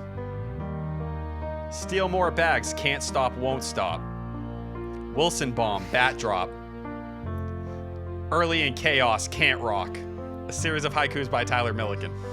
All right, no. Sorry. So the second Taiku. What's the first line? Chad Tracy's Red Sox. How is the second line not something with Cox at the end? I was so ready for Cox. Yeah. 100%. Yeah. Steal more bags. Sox win the series. Suck our Cox. Yeah, big wins. Suck our Cox. I don't know. It would have felt wrong. There was a lot of information, and when I wrote it the first time, I forgot Connelly early somehow. And then when I put it out, I was like, yeah, I'm a loser. So I added an extra bar. Yeah, no, all right, There yeah. was a 2-second span there where I'm like, is he going to say Cox right now? And then he didn't. I want to nominate that second one for the worst Taiku of the year. What? Wow. This was bars. No. I don't know. It pissed the second me one off. was tough. Yeah. I like the first one. Yeah. I think there's going to be some people that are like, I like the 4 lines. No, the 4, that's not a haiku. Genuinely is very not part of specific haikus. Lines. I thought you were starting another game that Art didn't exist. doesn't have limits. No, it does. No, but haikus do. Yeah, haikus absolutely have very syllable restrictions, and I think you really would have got me if you rhymed socks with Cox, and I think you rhymed it with like, what did you say? Chad Tracy's Red Sox. Steal more bags, can't stop, won't stop. That sucks. Yeah, that sucks. Really? Thanks. Sucks. I thought that was good. Red Sox wins. Suck our Cox. Yeah, That would have been. It would lack the context though of the Red Sox running. Drizzling ketchup all over our cocks. Yeah. Yeah. Drizzling ketchup. No, see, you guys don't. Yeah, don't but more. like the You're syllables the. are. You're the. But you you're- write it out all the yeah. time and Drizzling recount. ketchup on our cocks. Yeah. I don't know, man. You could have the Milliken militia is gonna defend you and be like, they made suggestions that didn't even fall into the rules of a haiku. And it's like, I'm just trying to give him inspiration to get to Cox at the end. You want a haiku with a cock in it. That's it. Or crack. Or crack. Listen, next series, as Rafi long as they Devers win a smoking game. that crack. Yeah. That I was mean, never nothing even a beats that. haiku. What Right. was your We had to second correct one you again? then, too. Yeah. What was the second one, T? Just because that's the last one in the Alex Cora era. Or sorry, the first one. The first Yep. one. I meant game two. Yeah, Return a war pig. Mana slugging. Need a sig. Wong truthers. We live. We live. Yeah, that sounded weird. Pig, Clunky sig, at live. the end, yeah. A little clunky at the end. Yeah. Okay. You also called him Mona the first time you read it, which I didn't like. He called Did him I? that the second time. I think I did. Yeah. Also, Is in it T's Mana the defense, I second mean, time? they haven't won a Mana. series in like 3 months, so it's, a little rusty. It's all right. It's all good. Whatever. Whatever. Not my strongest. Nah, yeah, that was a. Honestly, like the Taikus have been really good this year. These were by far your worst. Okay. I'll be better. I could take the feedback. Honestly, and here's the thing, T. All of them have been good. So, like, you've now set a high bar. Yeah, man. Listen, sometimes you're going to go out there and you're not going to have your best stuff. Yeah, But the important thing is you post. You didn't this series, but I didn't have 98, but I got through with 93, and I threw 5 innings of 1 run ball. You Bayo'd it. No. Yeah, it might have been 3 solo Good shots. transition.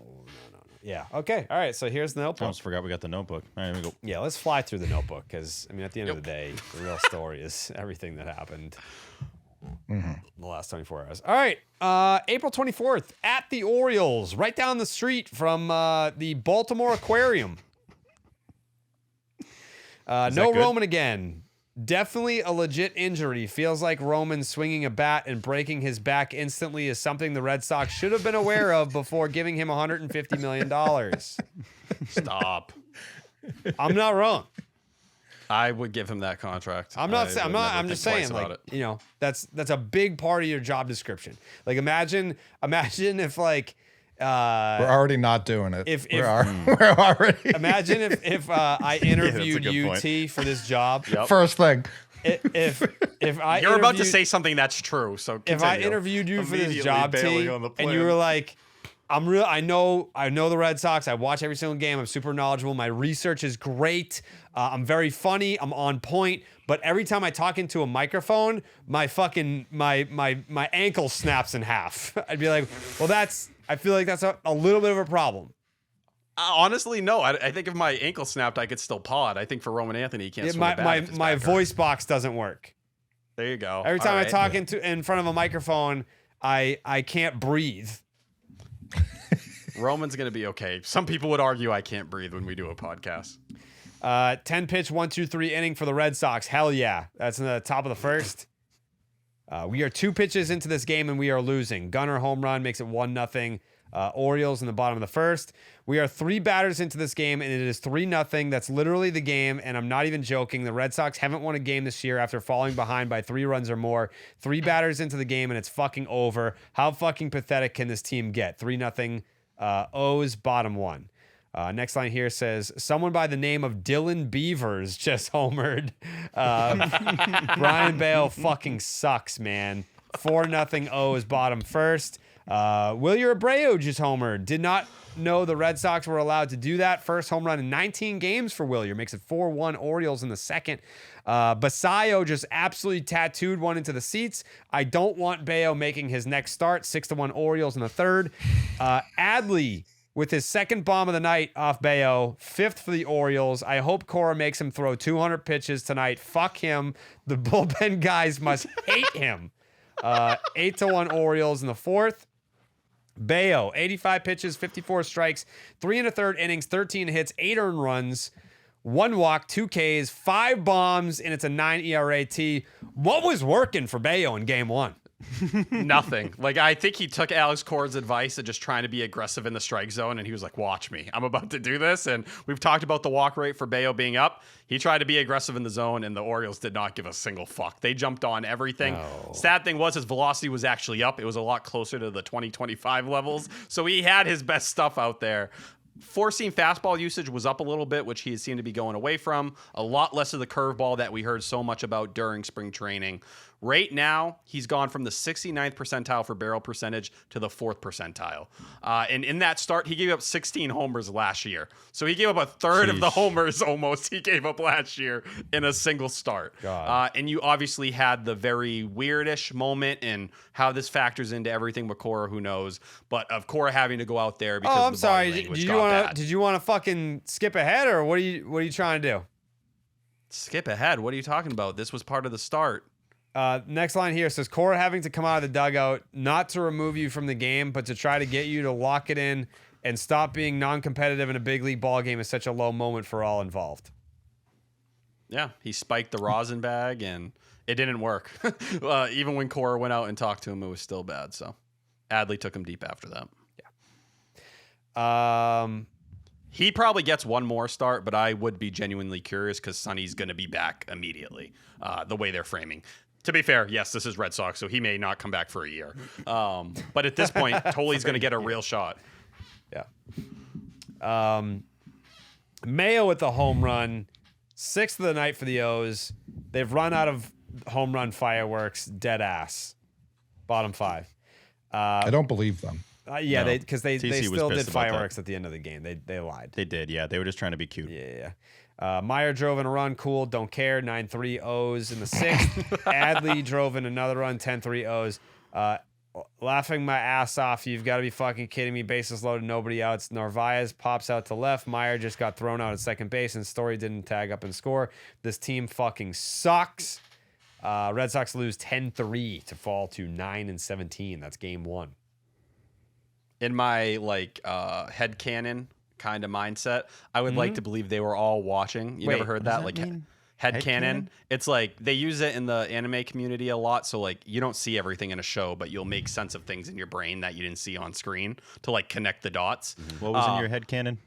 When Marcelo Meyer got thrown out at second base, that was when Craig Breslow, Sam Kennedy, and John Henry just like smoked the TV. They were like, book the fucking jet. We're going. We're firing him. We can't live like this anymore. Because it was that bad. Like Trevor Story's reaction at third base is one of the best like gifts I've seen in a while. Just being like, fuck, man. like, bro, what do you even say? Like, there was no reason. Story's just bluffing to see how bad the throw could be, but there's no reason to be aggressive. You're down fucking whatever it was, 8 or 7 runs. Like, that's also why I don't know why he just didn't go. Like, it didn't matter if he got thrown out at home. Yeah. Well, you're just really station to station at that point. Well, you could also score. Like, you're not guaranteed to get thrown out. He would have probably. To that point, it sucks that Meyer did it, and it, falls right in suit with the Red Sox with their dumbs. But I don't know, man. It was 10-3. Like the game's over, so whatever. Let me bluff. Like we're down 10-3. Fucking try and score. Make a play. It's just more one of those moments where like the fundamentals and Meyer just not ever looking at third base. Like he just never even considered head down, it for an option. just gunning it. Like that's he obviously saw him still standing there, so he turned around. Yeah, I would have rather he just kept running to third. Just keep running to third. And to not get a run in the entire situation, Duran popped out right after that, man. Like. Well, yeah, when you get doubled off, it's a tough scene for everyone involved. Just brutal. It's hard for me to get too down on that whole situation when Brayan Bello gave up 4 homers when he got 4 outs. So, we're at the start of the second inning, he's already given up 4 bombs. Like, okay, the game's over. I feel for Giovanni Moran. Man, he has to eat shit constantly. It's always, he's the one who has to come in and throw 2 or 3 innings. And anytime I have to watch Ryan Watson, it ruins my life. That is one of the most miserable experiences of all time. Yeah. Is anyone else just kind of like out on Bello, or is anyone maintaining patience and saying that he'll eventually get there? It's early. If he pitches like dog shit in the next start, I would put Toley in, And I'd tell him either he has to go figure it out in the bullpen or go down to AAA to figure it out because I don't think they have the margin for error. No. I still don't know how they brought him back after like the playoff start. Like to me, it seemed very clearly that they just had no faith in him. People want to remember that playoff start like it was this Orioles game. Like it really wasn't that dire. I've seen him pitch out of that exact situation against that exact team 1,000 times. And the fact that they pulled the plug that quickly very clearly wasn't like a Cora versus Craig thing. I think the entire organization was like, get him out in that playoff spot. That's a guy you shop aggressively in the offseason. And throughout the offseason, it was like they won't even consider trading him. Maybe they'll trade him. And then obviously he wasn't traded. Yeah, we got the Rosenthal report. I think it was the night we were actually at Jared's house of them shopping him. Like his name was starting to come up, but that was with the idea that Bregman was coming here and they weren't going to pay Ranger Suarez and there was going to be some kind of trade. Was it to the Brewers to get a Freddie Peralta or something like that? Who knows? But that seemed like the original. He'd be plan. Jose Soriano if we traded him to the Brewers. You're not wrong. You're 100% right. But for him to be like, this is the most difficult stretch of my career, and if Tolley comes out looking like he did in that first start, and let's see it because we saw what the debut was last year. I don't know how you really justify it unless you say we'll go with a 6-man rotation the first time so Sonny Gray can just build up. Yeah. Would you be interested in Bello out of the bullpen to see what it looks like without Slayton? No. Way too really. much traffic. I don't know. No. Yeah. Or you just tell him to be Ryan Watson. His values as a starter, like that's all his value is. So either send him to Worcester or have him figure it out. He's had bad stretches He has 2 options left. So I would absolutely send him to Worcester before I tried him out in the bullpen. For sure. Yeah, too many hits, walks. Like his whip must be a fucking nightmare. Is it like 2? Is it 3. at 2, T? Yeah, it's 2. I think it's actually 2. Yeah, it's got to be either 2 where it's like 1.9 plus. Brayan Bello right now is rocking a whip of 2.273. Jesus Christ. That's 6.1 K per 9, 5.3 walk per 9. Holy He's given up fuck, 3.3 dude. homers per 9, 15.1 hits per 9. And T, not for nothing. This is exactly why the rest of us at large are just like spring training, cute. Doesn't mean anything. Like when it's like, oh, he's got this new curveball. No, he doesn't. When Crochet's got a split. No, he doesn't. Like that's just not. Well, that never happens in the real regular season. Sneaky Crochet, we'll get to it, but that did play a factor in this. But Bello, like the first half of camp was dog water, and then it was better after the WBC. So like, you know, he sucks to start the year like always. I think he's got like a 6 ERA in April in his career. Suck. This is bad. No, once it gets to this point, it's like, all right, if you're giving up 13 hits in 3 innings, like, what are we supposed to do with this? But no, he still normally has bad starts to start the season. It's just he's not showing you any signs that he's going to be able to have quick innings at all. It's the longest innings of anybody on the team. It was Alex Cora who said he was making his next start, which you have to get through this period. But let's see how aggressive they get. Maybe this is a quicker hook. Not that I ever thought Alex Cora was the biggest Brayan Bello fan either. So after that game, like one of my buddies texted me. He was like, you know, so obviously they have to do something. Are they going to fire someone? And I was like, I bet you the quote unquote firing is demoting Brayan Bello. And then within 20 minutes, Cora was like, can't wait to see him out there. He survives. Yeah. Yeah. So I don't know. I mean, yes, I agree. He has slow starts, but there's a difference between what he was doing before in April, where it was kind of just like, all right, like it's 3 runs, it's 4 runs, but he's going like 4 1/3, 4 2/3. Like he couldn't even finish 5 innings. It's like that's frustrating, but you're not costing us games. Whereas now you're absolutely just a liability every time you take the mound. It's a different tier of suck this year. If you much worse. But this was your like inarguable number 2 for the vast majority of last season. Yeah, I'm just looking at my notes from today's game. So like the first game, it's like long sentences, it's full complete thoughts from the first 2 games, and then today it's like it's definitely the fewest words of any game for the no. I was watching the game and reading like June Lee's piece. I'm like watching the game. I'm going back to Catillo. I'm in the Discord. Like I'm texting. I was not super focused on today's game, but whatever. If you look at Bello's 3 most used pitches, the sinker, 405 batting average against, the cutters, a 375, and the changeup's 455. Sheesh. They make up almost 80% of what he throws. It's bad. God Another damn. reason to not excuse the early suckiness in seasons for Brayan Bello is this is when he's supposed to be like really cooking. Like, he's 26 years old. This is what, the 5th season on the team. This is when you should have a season that's like, all right, this is the guy we always thought he could be. So this is the performance he's given, then you can't do anything but demote him. Steve. It's just, when he goes somewhere else, it is going to click. Of course. Jerry? You want to go to Fenway on Friday? Yeah, of course. Yeah. The Astros are in town. Yeah, Astros series. Fenway Park. Let's do it. You want to go? Absolutely, yeah. Fenway Friday. I love those. I think it might fucking rain, though. Fuck. It's fine. We can do ponchos. That was one of the most fun times I've had with you ever. Yeah, we had vodka lemonades. Yeah, Vod Lemmies and ponchos. That was a blast. Yeah, we had vodka You didn't lemonades. even ask me. And Alex Cora's seats. Alex Cora seats. Yep. Man. We were in Alex. How well do you know Tracy? Never met him, but. Fuck. I don't think we're getting the seats. They're not giving Tracy Just seats setting yet. them. I mean, He's you not know what getting I'm seats.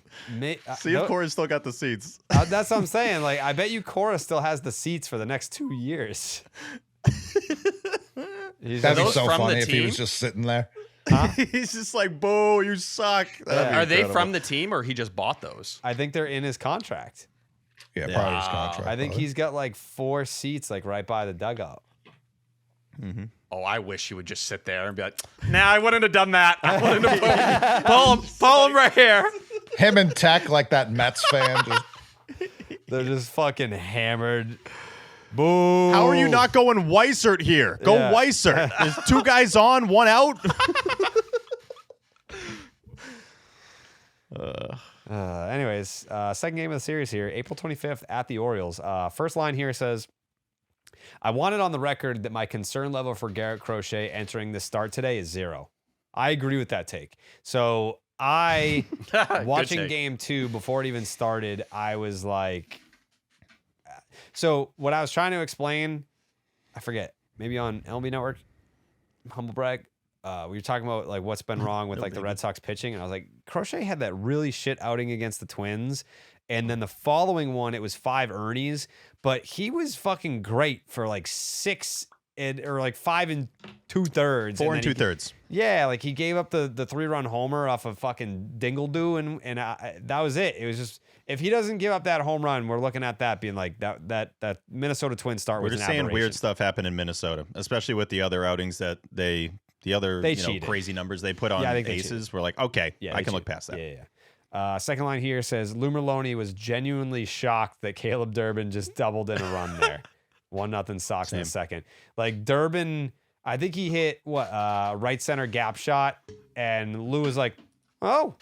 Yeah, like legit, like moaned almost. Yeah, it like, was awesome. Huh. You can do that? Yeah. The $6 million man with an RBI knock makes it 2-0 Sox in the second. I genuinely feel good about Sedon when he's at the plate now. It took me a while to get there, in parentheses, his fault, but I am there. RBI knock, 3-0 Sox in the second. Next line here says, I'm not ready to say some shit like Wilyer is a better right fielder than JD Drew, but like he might be, in parentheses, I think he is. Bottom of the third. Yeah, I agree with that at this point. It's like that was like the shallow right field sliding grab. Like he's just so smooth. And like, yes, JD Drew was also very smooth, but did not have the cannon that Wilyer has. So I think that's the separating factor, is that Wilyer is smooth, covers a ton of ground, plays his balls off. He's making sliding catches.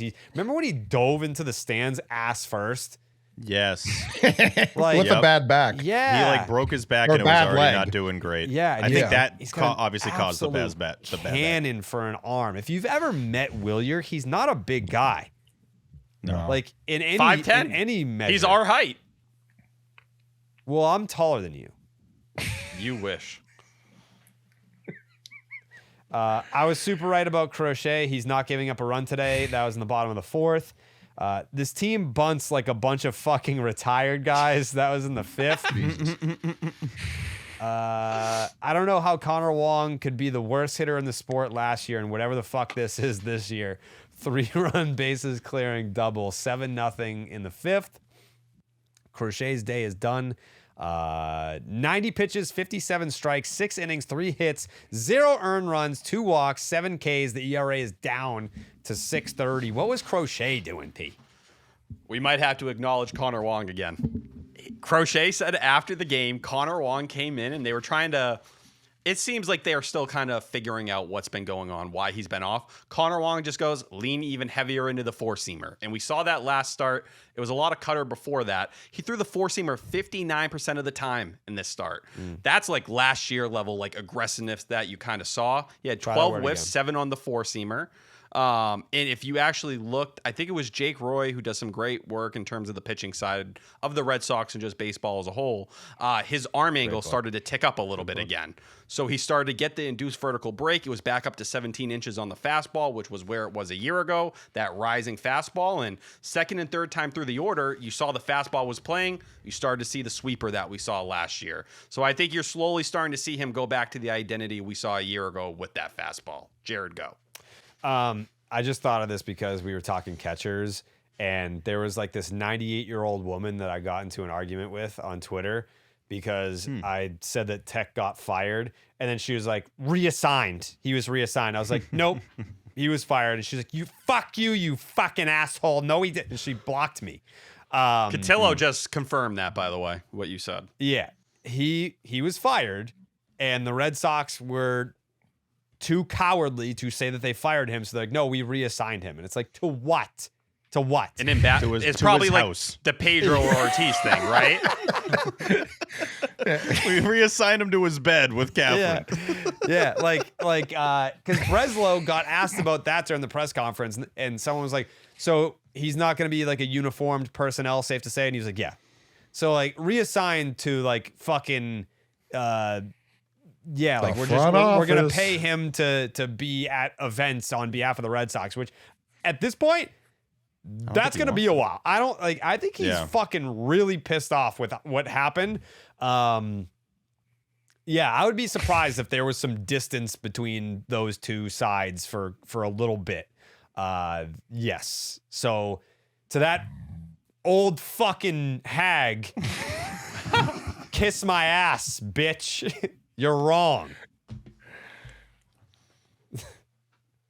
It would be crazy if he got like the reverse Chad Tracy. Like we saw him get called up and Veritek had to go back down to Worcester. They're like just loading his shit on the truck to go there. Like, he goes for some reason. Like, he starts managing them. He's like, this fucking sucks, man. I think she that old fucking piece of shit. She called me like she said like I was an asshole or something. Because I forget. She cooked you, bro. Yeah, I was like, what did she sound like? What was she saying? Let me try to pull up the exact conversation. I'm picturing the Ellen voice when you're like doing this. I called her an old hag on Twitter too. I bet that went well. Christ. I don't care. No, I respect it. The fuck? Was it a picture of her? Like, did she? Yeah, I was like, how do you know she's 98? Her Twitter, her picture. She's old as fuck. Oh, okay. Yeah, she looks like Cruella DeVille. Is that the Dalmatian shit? Yeah, follow. Yeah, go through my replies. Good takes coming. I can't find it because she blocked me. Go find it. Read the conversation. Okay. Let's see this old piece of shit. I mean, you can see blocked people's timelines now. Yeah, but I'm sure she tweets a lot. She's fucking old. What else is she gonna do? It was last night at 10:44. I was walking Ace, fighting with this woman. 44. Yeah, I was literally taking Ace out to take a shit, and this woman is harassing me. Oh, I found her. Yeah, what'd she say? I mean, let's not. That is the oldest name I've ever heard in my entire life. There's no way this is a real account. It is. Tech not fired, says the 98-year-old piece of shit. Yeah. Jared says Tech fired. Old lady goes, no, Tech awaiting reassignment. Jared goes, no. Fuck you. I'm a source off. Jared goes, no, you'd know better than the guy who broke the whole story.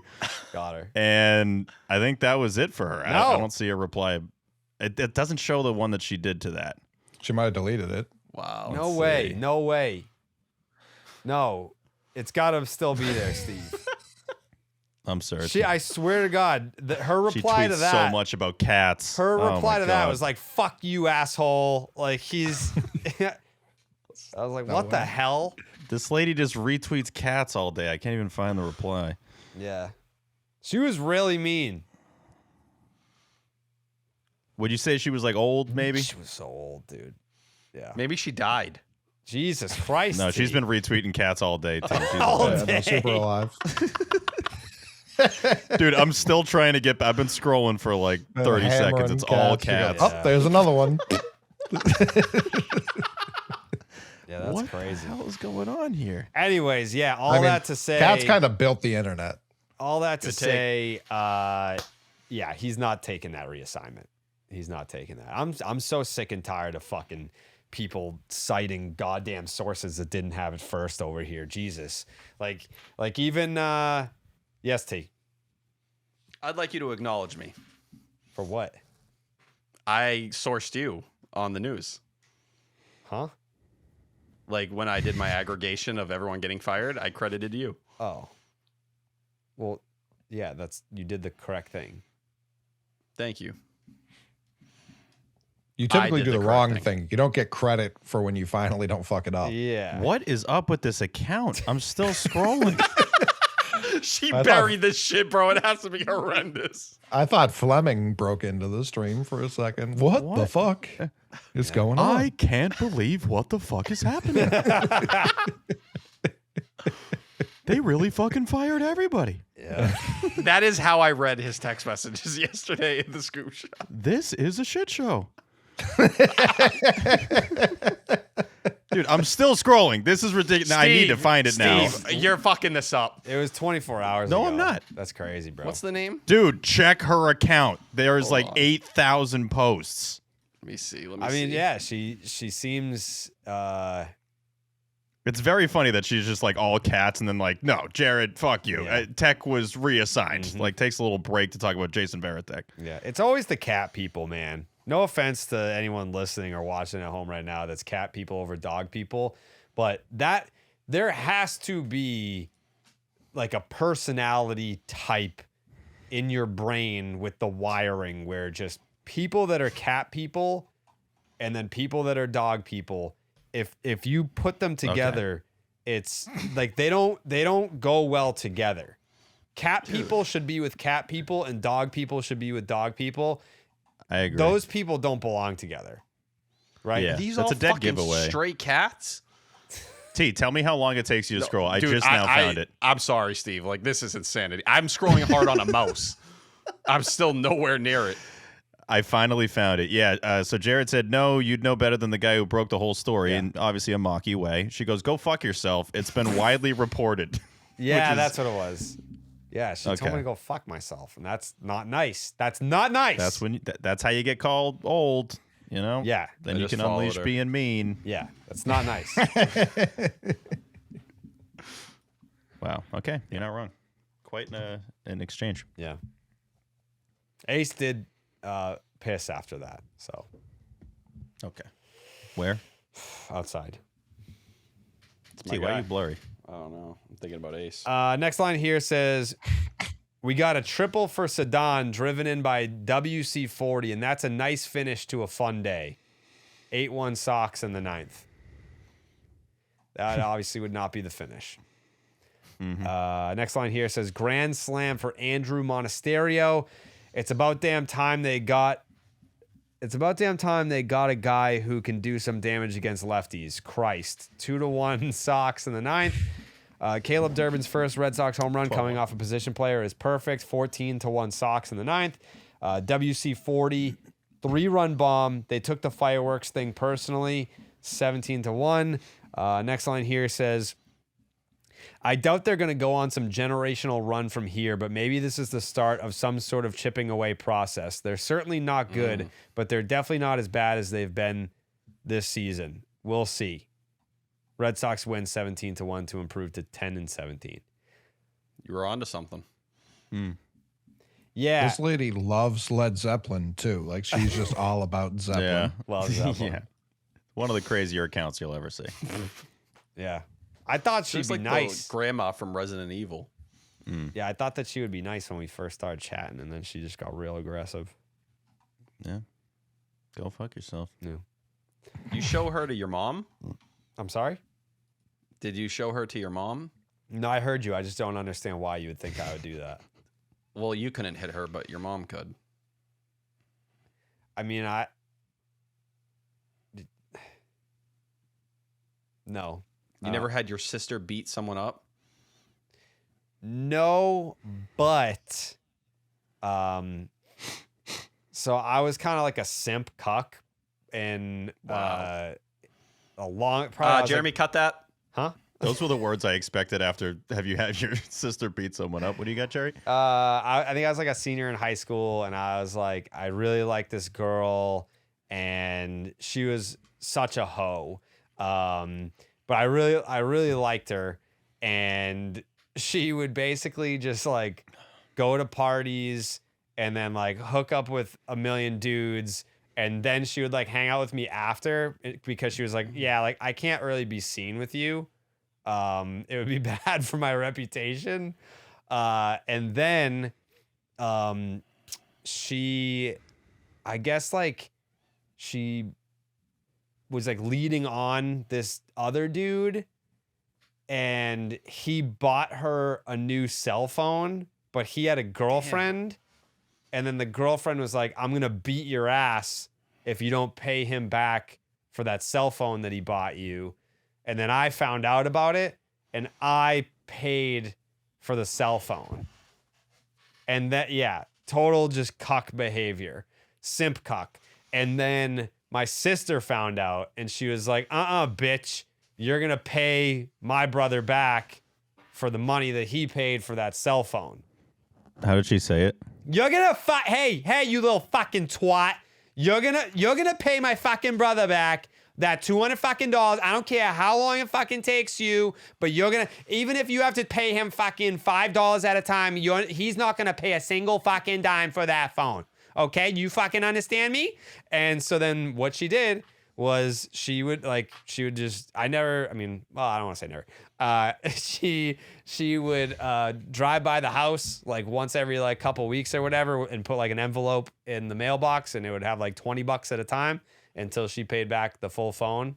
So it's like kind of like she didn't like beat anyone up, but she did like intimidate another girl.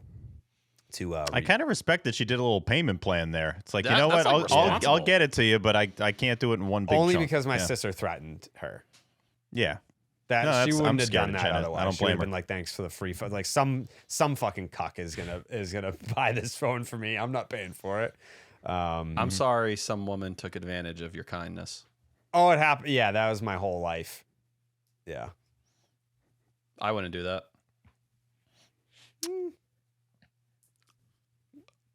What? Red Sox win 17-1. Red Sox win 17-1. Anyways, again, I Then they went to bed, ready to play baseball the next day. Yeah. Nothing else happened. Ready to win a Cora, series. that's fucking baseball. that was like the Yeah, last thing he's you like ever said. classic baseball. You know, you never know what's coming. 17-1. A phone call. I mean, they're without looking, their run differential's got to be what, third best in the division? They can't Is be it the around worst. 0 again? Huh? Negative gotta be No, I negative think they're still zero. in the negatives. No. Negative Negative 11. Okay, 11. it's not that Yeah. bad. Who is that better than two teams? One team? That's third best. Yeah. They're best. Yankees are plus 47, so a little different. The Rays are -1. Yeah. But you're better than the Orioles and the Jays. You think the Red Sox can finish second place in this division this year? Kinda. I mean, they're still could, what, yeah. 3.5 games back of a playoff spot. That's what it Yeah. was earlier this afternoon. Like that's 3 the now. funniest part to me. Oh yeah, 3 they're games out, soaring baby. up the boards. Sox are playing in October. I mean, That's why October baseball. Woo! How, like again, we get so laser focused on the Red Sox. How fucking ass do the Orioles feel right now? Yeah. You lost. We you fired lost the 2 out of entire 3. coaching staff and still took the series. You looked at their lineup, and I was like, damn, they can swing it because Pete Alonso really hasn't got going. But they're pitching. Trash. Trevor Rogers and Kyle Bradish, man, they do not look good right now. Like, and those guys need to anchor that rotation for them to be what they need to be. No, it's a shit rotation. Even like with them cooking, you're like, okay, great. I like them at the top of their rotation quite a bit. I totally would have felt a certain type of way if the Orioles came to Fenway Park and blew up their entire organization and then had like a Red Sox backdrop as they're saying, yeah, so we fired everybody, and then they beat me in the series. I mean, that day I'd be like, what are we doing? Wasn't there a season recently where the Red Sox had postseason aspirations and they lost like every game to the White Sox, who were actively the worst team of all time? 2 years ago. That was the Bello glove spike. Yeah. Mm-hmm. Yeah. Mm-hmm. Thank you for the compliment, Steve. I really needed that. Before my papa passed away in 2015, we always had a tradition we had on Mother's Day. Early in the morning, before my mom woke up, before anything would happen, we'd go to CVS, we'd get her a nice card, then we'd go get her breakfast and some flowers and do the entire thing. Well, he's dead now, so it's just me. I have to take care of my mother on my own. So what did I do? I decided to find a better gift, something that would satisfy her in a way that me and my dad never could. And that's Aura Frames, which is a great way to mix things up from the standard Mother's Day playbook. You can get away from all that traditional, boring stuff. Everything they expect you to bring home. Oh, happy Mother's Day, Mom, with the flowers. No, that's not enough. I'm sorry. It's just that simple. Aura Frames can give you free unlimited storage so you can add as many photos and videos as you want. You can preload photos before it ships so you can keep adding from anywhere, anytime. You can even personalize your gift and add a sweet little message before it arrives so you don't have to go and get a card yourself. Make Mother's Day special with Aura Frames. Named #1 by Wirecutter, you can save on the gifts moms love by visiting auraframes.com. For a limited time, listeners can get $25 off their best-selling Carver matte frame with code Section 10. That's auraframes.com, promo code Section 10. Support the show by mentioning us at checkout. Terms and conditions apply. Back to you, Jared. Nope. Nope. T, another thing that you like to make super awkward for no real reason, Ace. What do you think about Ace? Do you think when you look that pup in the eye, do you think, you know what this guy needs is a fucking Mack Weldon collection? I want to end his life. Okay, that's not how I view it personally. I view it as like, this is a guy right here with class, with dignity, sharp looking guy, sharp teeth, sharp looking guy, and that's who I want to be like. That's who I want to dress like, and that's why Mack Weldon and I got together and came up with the Ace collection. The materials, the fit, the style, and the confidence boost that comes from these garments, Jerry, the best of the best. Truly the best. Yeah. I've got the blazers, but actually it's like, you think of a blazer, you probably think of something that is just like, oh man, it's probably tailored and you get like it looks super businessy. It feels like a nice little sweatshirt. Yeah.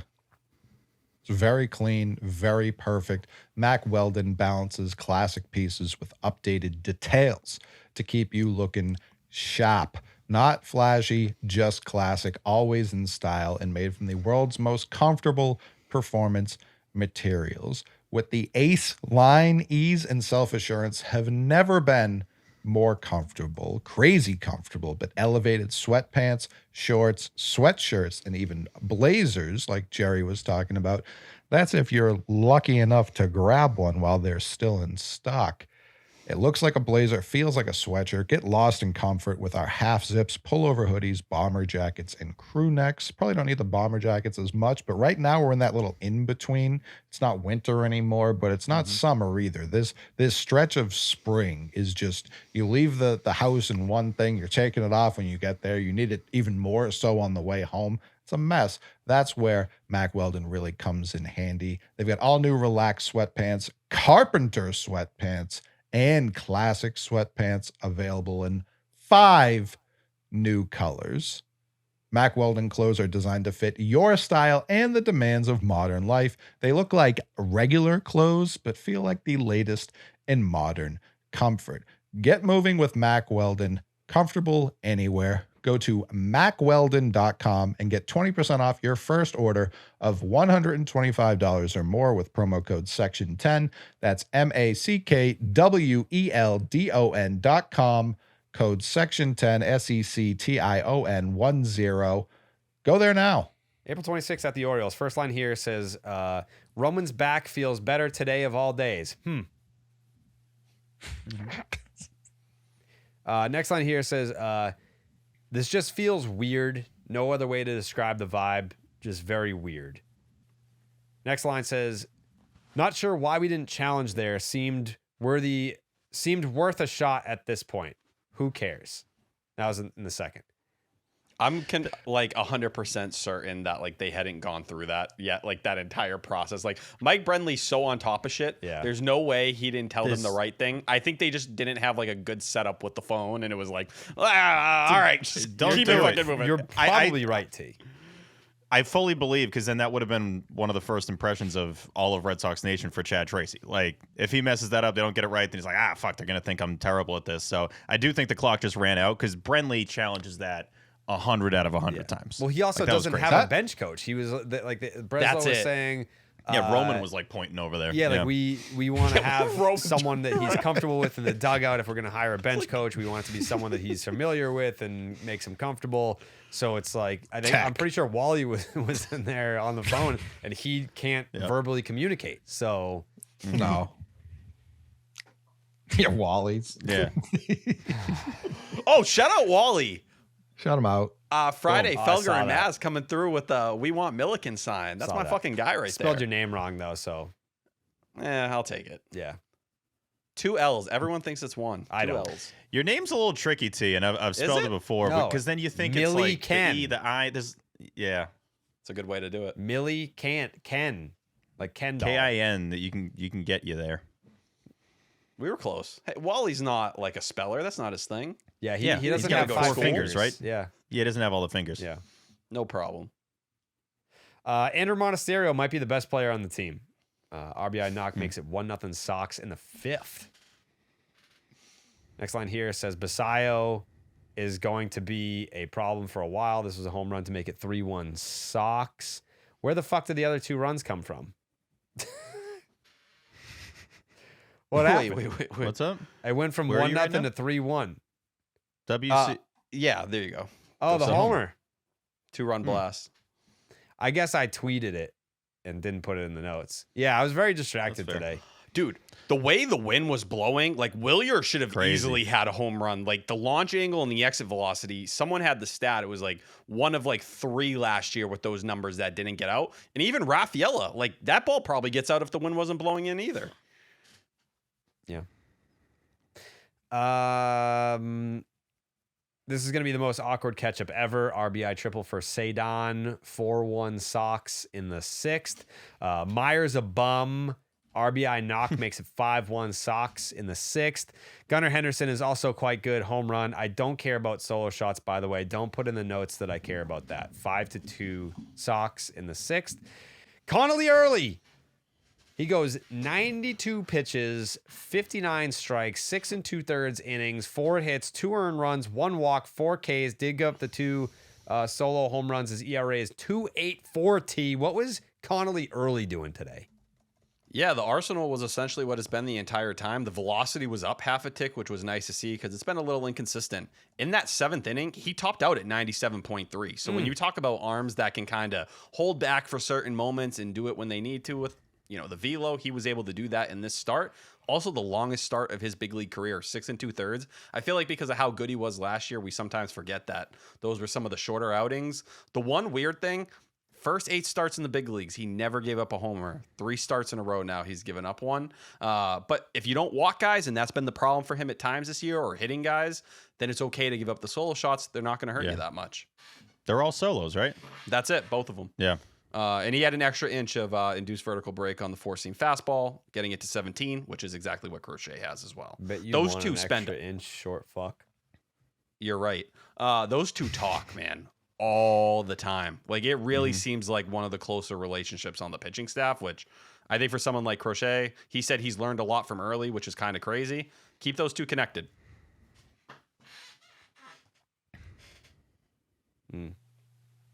They're both traded by sunup. I just got this message. Good one or bad? With no Cora around to blame the Red Sox with a horrific start, maybe you should have Cora on your podcast / show if it doesn't affect your relationship with the Red Sox. The Red Sox are not going to have an Alex Cora day. Just a thought. That's a great idea. Let's get Cora on the show. Let's do it. Every episode? Why not? Yeah, of course. What else is he doing? Fifth mic. Fifth mic, Alex? Yeah, he's getting paid to do nothing. Producer AC. Hold on. Hey, Hold wait. We might have found our guy. Imagine he's Alex like, Cora. honestly, I'm up late. You know. So, what parts do you guys want me to cut out? Right? What do I got to get? We good? You're coming in a little hot, bud. A little hot. Hey, Steve, it's Nutrafol. Make sure it's Nutrafol. Jared Blue Moon. And honestly, those are his pause phrases. Yeah. And honestly, right. I'm not gonna lie to you. And honestly, yeah, I'm gonna miss the AC isms. But to something you said, like about the weird vibe, like a lot of the game is like watching it on TV, the cuts to the dugout, and it's looked a very certain way for a decade now. And today was the first day. It wasn't 2020 doesn't count obviously, but it wasn't going to look like that today or ever again. So it was just like a weird. I don't know. It felt like everyone got transferred to a new school. Story, like cuddling up to Chad Tracy and clearly like being pissed. Like you see it, and he has his hand over his mouth. Pissed the whole game. And he had his hand over his mouth, and I'm like, are they trying to like just talk through this or maybe get on I really the same fucking page? hate you. You know Like, that? I I fucking hate you. I fucking Everything hate you this whole stand team. for. I hate how you look. You look like Breslow. I hate that guy. You're probably. Oh God! By the way, That and is I a know great one of point. 8 million people to point this out, but like Great it point. is uncanny. He is Craig Breslow. It's crazy. Like when you do a quick cut to him, I genuinely my brain's like, oh yeah, Breslow's managing. What the fuck? What's going on right now? Because to that point, Coley, it is so weird when your brain is just ready to see Alex Cora because that's what it's seen for 8 years, and it's just not him. It's just Craig this Breslow. weird Tony Romo, Craig Breslow mashup guy. Yeah, basically, it's bizarre. Very bad. I was wondering if they were going to like celebrate his win, and he said they gave him a beer shower. I don't know if Social put out a video or anything like that. They might have. was but really dry. I was wondering, like, to half the guys just leave. What, Jerry? Yeah, because I they said it agree. was shaving cream and all that. I'm like, did he have time for a shower before media? That would have made no sense. Yeah, he was like, yeah, they gave me a beer shower and shaving cream was everywhere, and he was in a perfectly dry T-shirt and like a brand new crispy Red Sox Wouldn't hat. that be wild if he's even made on? Dude, the fellas, the seen fellas were going nuts, dog. Like beer, liquor, like oh my god. Bitches, barely dude, survived. there were so many Dude, we bitches had in the strippers clubhouse. there, bro. They were clapping ass, dude. It was crazy, dog. Well, I remember Ramon in New York when he got his first, when he like Right. came in and he was like dripping alcohol. Yeah. Like he clearly had a Yo, moment. B-Day, what did we not do, dog? Like it was crazy. I'm high as fuck right now, dude. Yeah, Wilson had a gun. We don't even know where he got it from, but he just started blasting it off. Surprised you guys didn't hear that. yeah, he could not have been drier and not- Dog, cocaine, ecstasy, like, dude. They brought the sea turtle down from the aquarium. We were passing him around. Everyone was taking shots off him. Oh my god. They're calling me. You guys hear them? They're calling me. I got to go back. It's crazy in there. Yeah. It's crazy.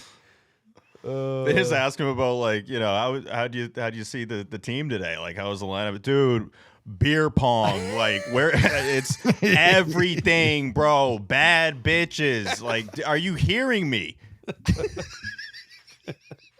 Fat asses in the clubhouse.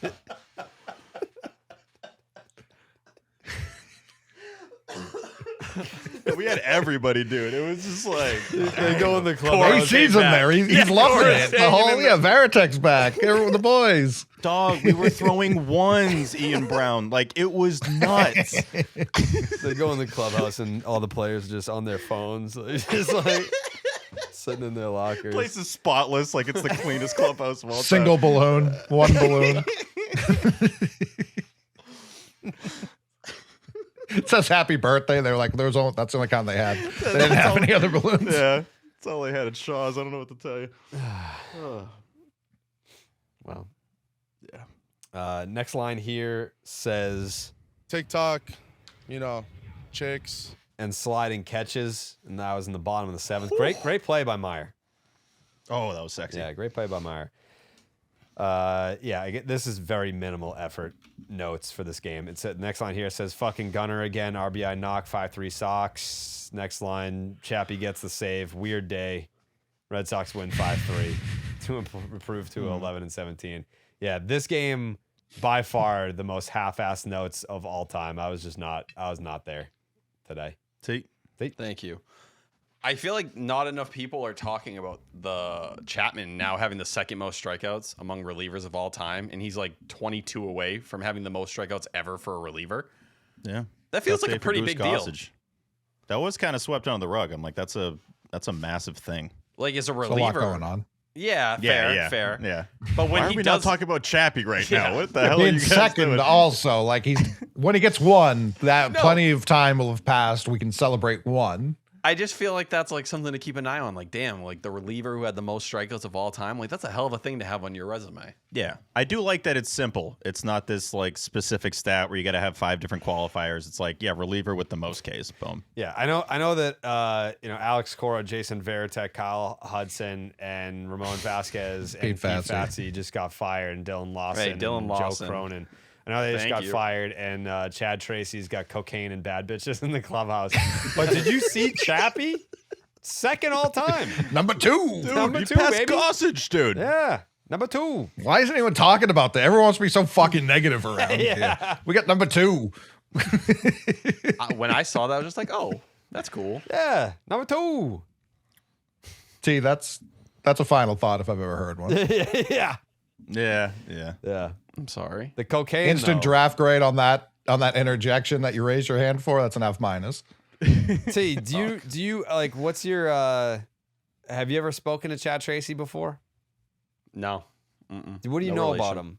Like, is he like is he more like buttoned up, or is he more like one of the boys? Like, what? He's what fucking vibe hammered, dude. Yeah, what vibe? No, he's a player's guy. Like, he's definitely a player's manager. Like Nick Fan Sogard, Playboy Mansion. Yes. Nick Sogard has talked a ton about like how he's gone through rough stretches down in the minors. Campbell talked about it too, and like Chad Tracy's the guy who'll put your arm around you. Yeah, that's Red Sox Clubhouse, aka the Grotto, dude. You ever been down here, dude? VIPs, man. Invite only. Magic City. Yeah, they have great wings. Huh? It's true. You don't know that personally, but it is true. Okay. I've never been. That is a funny thing to say when you haven't had the wings, but yeah, I've heard it on podcasts. Same. Lou Williams got suspended for doing it during the bubble. Mm-hmm. Yep. For the right wings, man. Oh, by the way, the fucking Wareham 99, man. Whatever fucking's going on at this place down the street, clean it the hell up. This place this place couldn't touch the Waltham 99 on his very best day. I stopped at Jared's 99 when I was over there recently. How's that? Grabbed a quick bite. It was awesome. The wings were fire, good meal. Whatever they're doing here in Wareham, close that bitch down immediately. Got to get you to the Hingham Nines, T. It's pretty good. I'm down, man. It's just quality from place to place right now has never been lower. No, they're super inconsistent. That's my gripe with them. It's fair. Yeah, the Gold Fevers, you never know what you're going to get. Yeah. Wide variance. Sure. Clean it the hell up.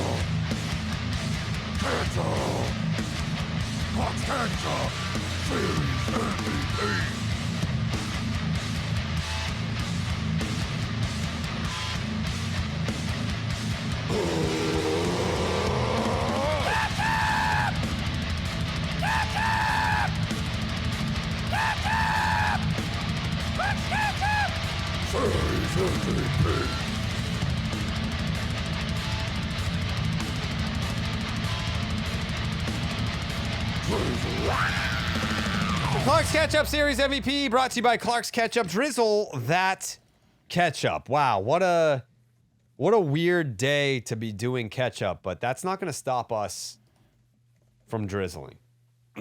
Said ketchup. Yeah. How's that taste? Yeah. I like the birds. This is a similar vibe. Mm-hmm. Yeah. Yeah. This is when fucking Tahin's walking to the dish. Yeah. Oh, big time. Tahin. This is like BP for Tahin. Yeah. He just takes BP to this.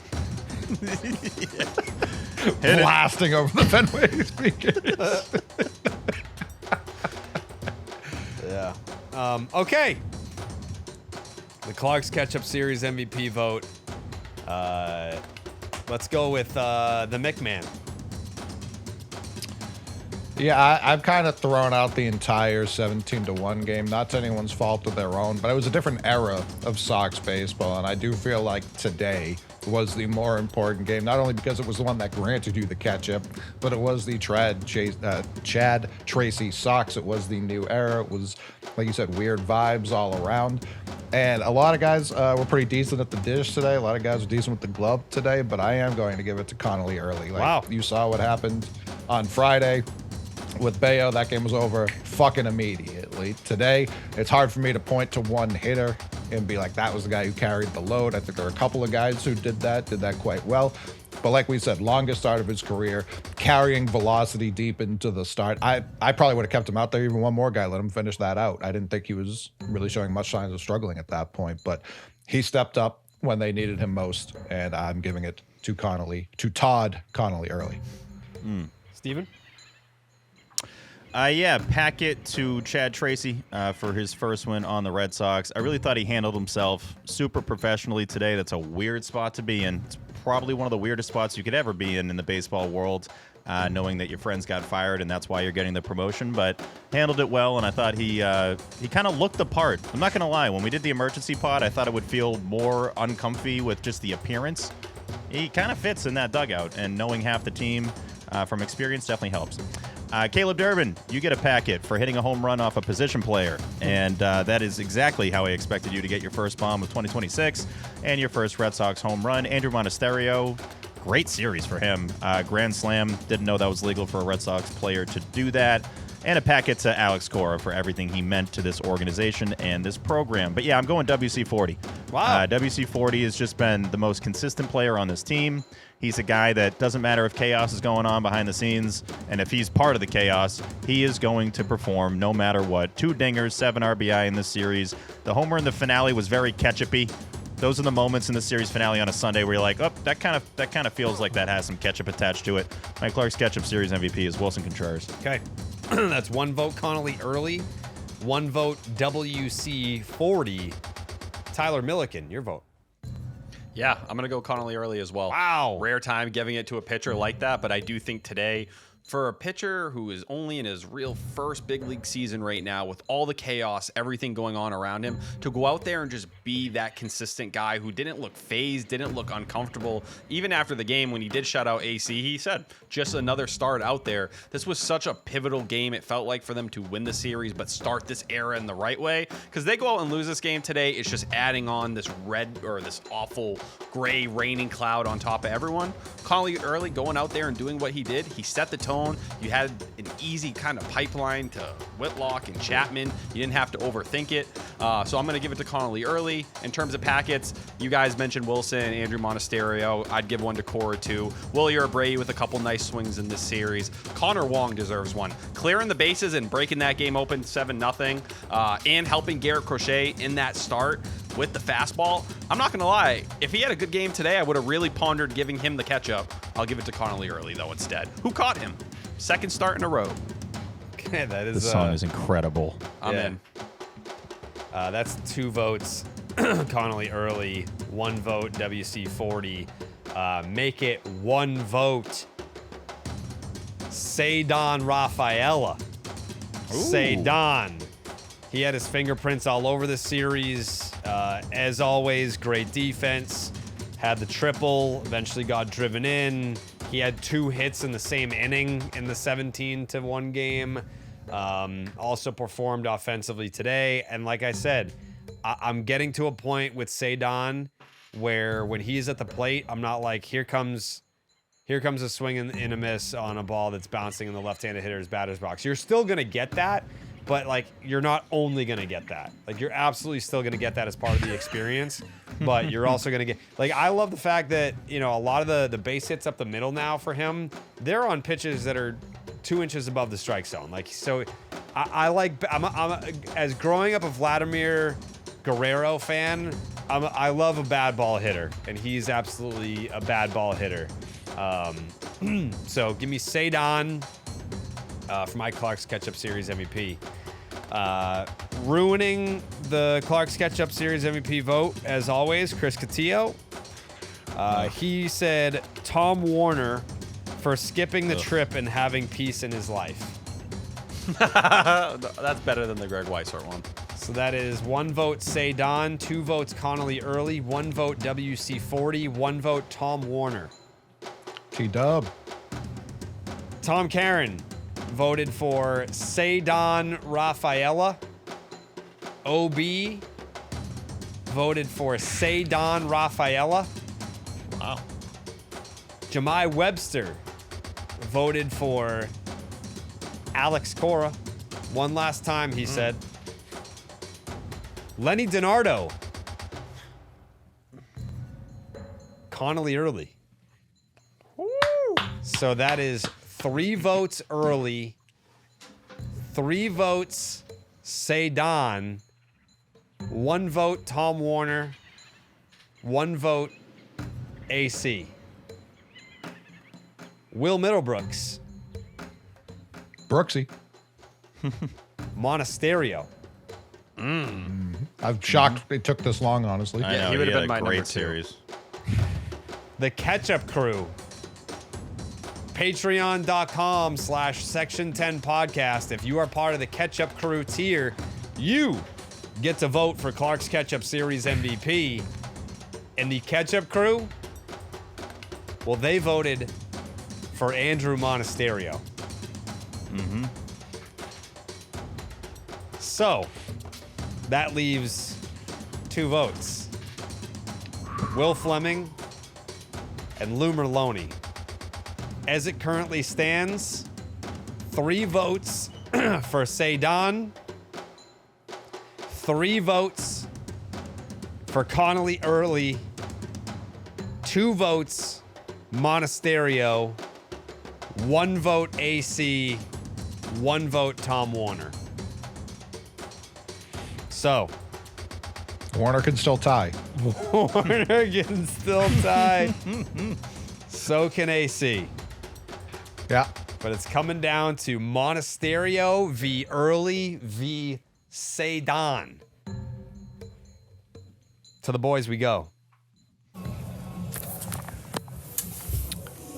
Weirdest fucking ketchup of all time. I mean, we had the one with Devers last year, but holy shit, I'm here with Loomer. After a 5-3 win, a series win, you lose the manager, you lose 7 friends off the coaching staff, and Lou, the best thing about today is that it's over. Well, I would agree with you. Suck one. Yeah, it started last night. When did we find out? Around 6 p.m. or so. So it's been a strange 24 hours. There's no question about it, but you get a win, you get a series win. We're doing Ketchup, which is good. It just doesn't take away from the fact that not just guys we've been around for a long time, but guys you consider friends that are no longer here. So today was a tough one. It was. You know, it just kind of hit me as we went off the air, trying to wrap my head around all this stuff. We're going to try to not have too long a submission because there's just going to be so much said and done, and nobody wants to hear my thoughts on this. But, Lou, you played this game. It's the hardest game in the world to play. And so I think a lot of the emotion that came out of the Red Sox clubhouse today, if you think about it, these are grown men playing this impossible game. And what Alex, Pete, Dylan, Ramon, Kyle, all these guys who are not here anymore, they dedicate their adult lives to helping these guys process that failure and get better and work through it.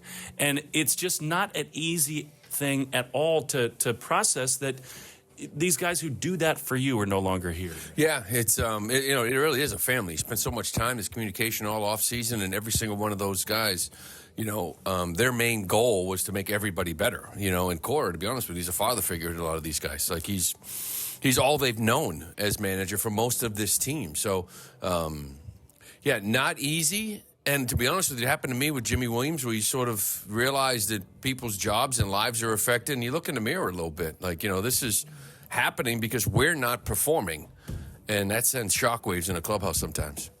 This is going to be a wild catch-up, I think. There's just no clear winner. This is one where you could have 5 or 6 different choices, maybe even more. I've felt in my gut who I'm going to pick, but I give you the floor. Well, we're going to go some packets. Cedon had a nice series. I liked what he did. Connelly today, obviously. Wilson Contreras had a nice little bounce back here late as well. And Cedon, I could easily go with Cedon, too, the way he swung the bat. I don't know if I mentioned him or not. Monasterio. It's been a long day, guys. It has been a long day. It's all right. I'm going to go off the radar because usually when you win a series, we don't give it to a pitcher, but I'm going Garrett Crochet. He had lost 4 straight.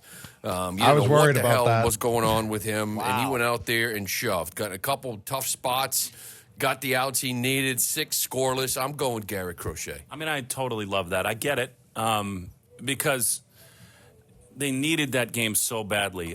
But for me, the whole thing changed last night, and so it is more about today for me because I think this whole thing, I said at the end of our broadcast, like, so much is on the line now for Craig Breslow, and in a clubhouse and in a season, everything is now defined by whether they win or not. Like, if they start rolling and winning, everybody gets in a better mood, and maybe there's a little bit more buy-in, and the exact opposite is true if they don't. Yeah, no, you got to go out and win ball games.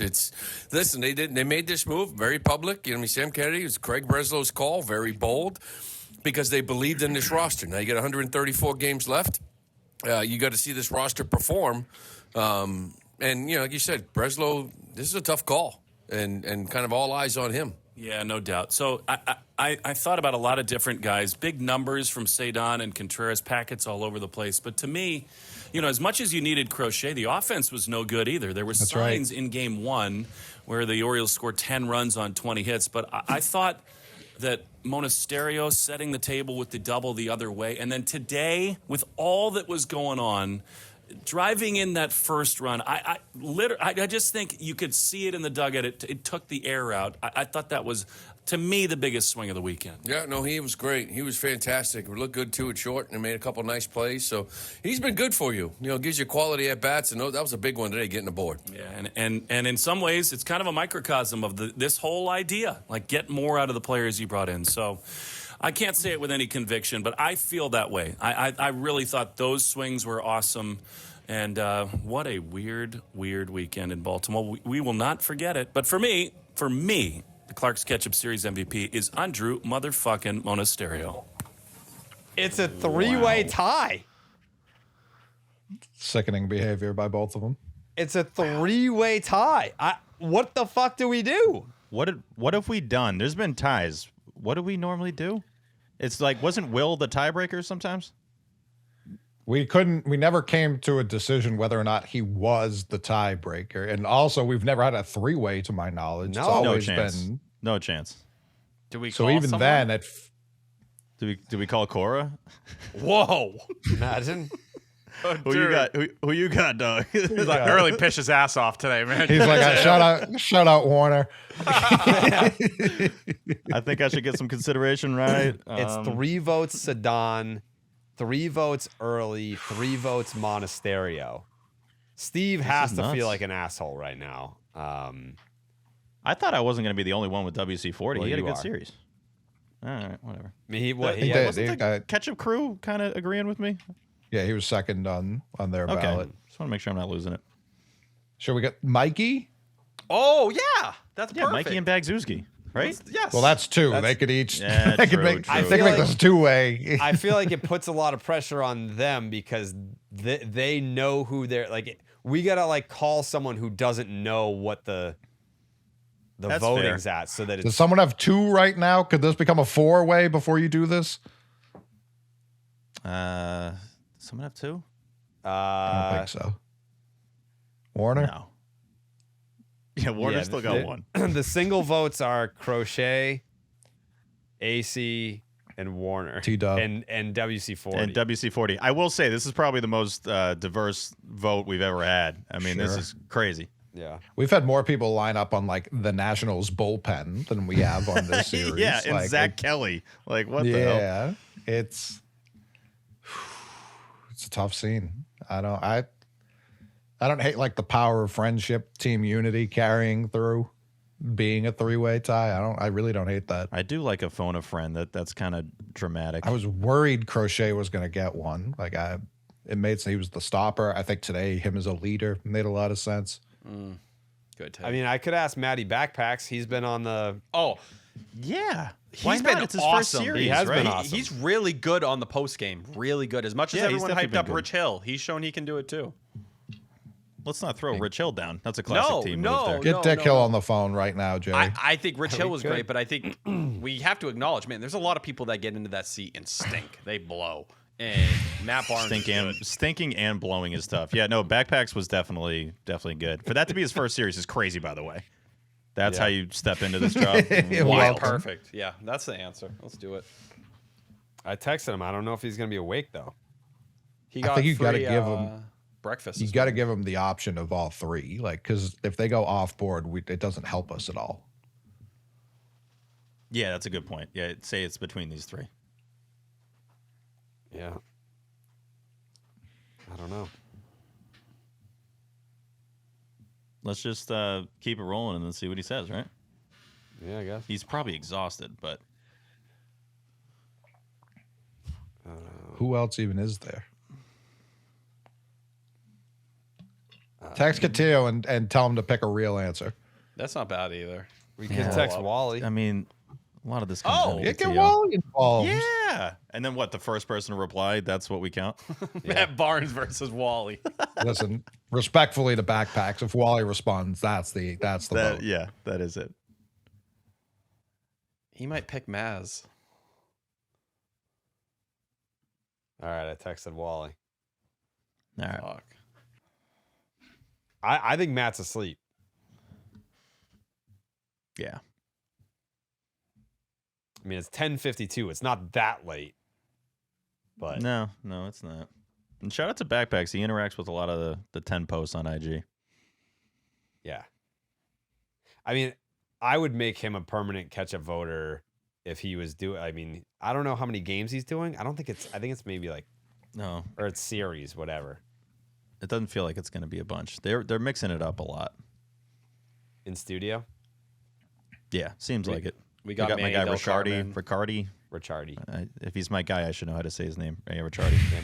Yeah, my guy Ricardo. They got my guy Barabuco over there. I mean, it's late, but it's not that late to. No, Not that. for like a former MLB player, like 1050's nothing. I don't know, maybe Monaco? I'm just trying to think of other people who have voted. You know. We'll see. What happens? Mikey. I mean, I think we keep it rolling and just keep an eye on your phone Yeah, for a but what response. happens if no one answers? Then we We got to come up die. with something at the end of the show. We know we have Mikey and Bags right here. Like, they're right They there. are literally right there. Or Ellen. I know they watch the games. I know they have a good take. There used to be a producer pick, was there not? Yeah, Yeah. but we Feels have like that.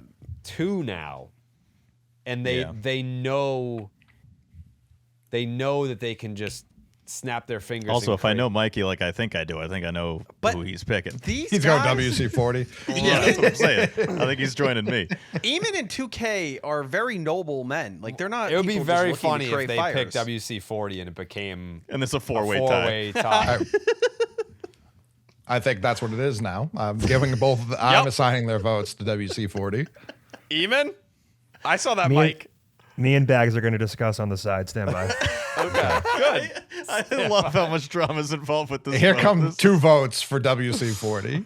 Four-way We're tie. gonna discuss on the side No. on a private channel. I mean, he's the only one that's won ketchup. It's 2 ketchups for him, and I think that's it. Yeah. Unless They my might count's pile on Tom Warner and just throw him in there too. That's I don't funny. know what the hell you thought. You know we're going WC40, baby. double WC40 votes. Oh, Wally just answered.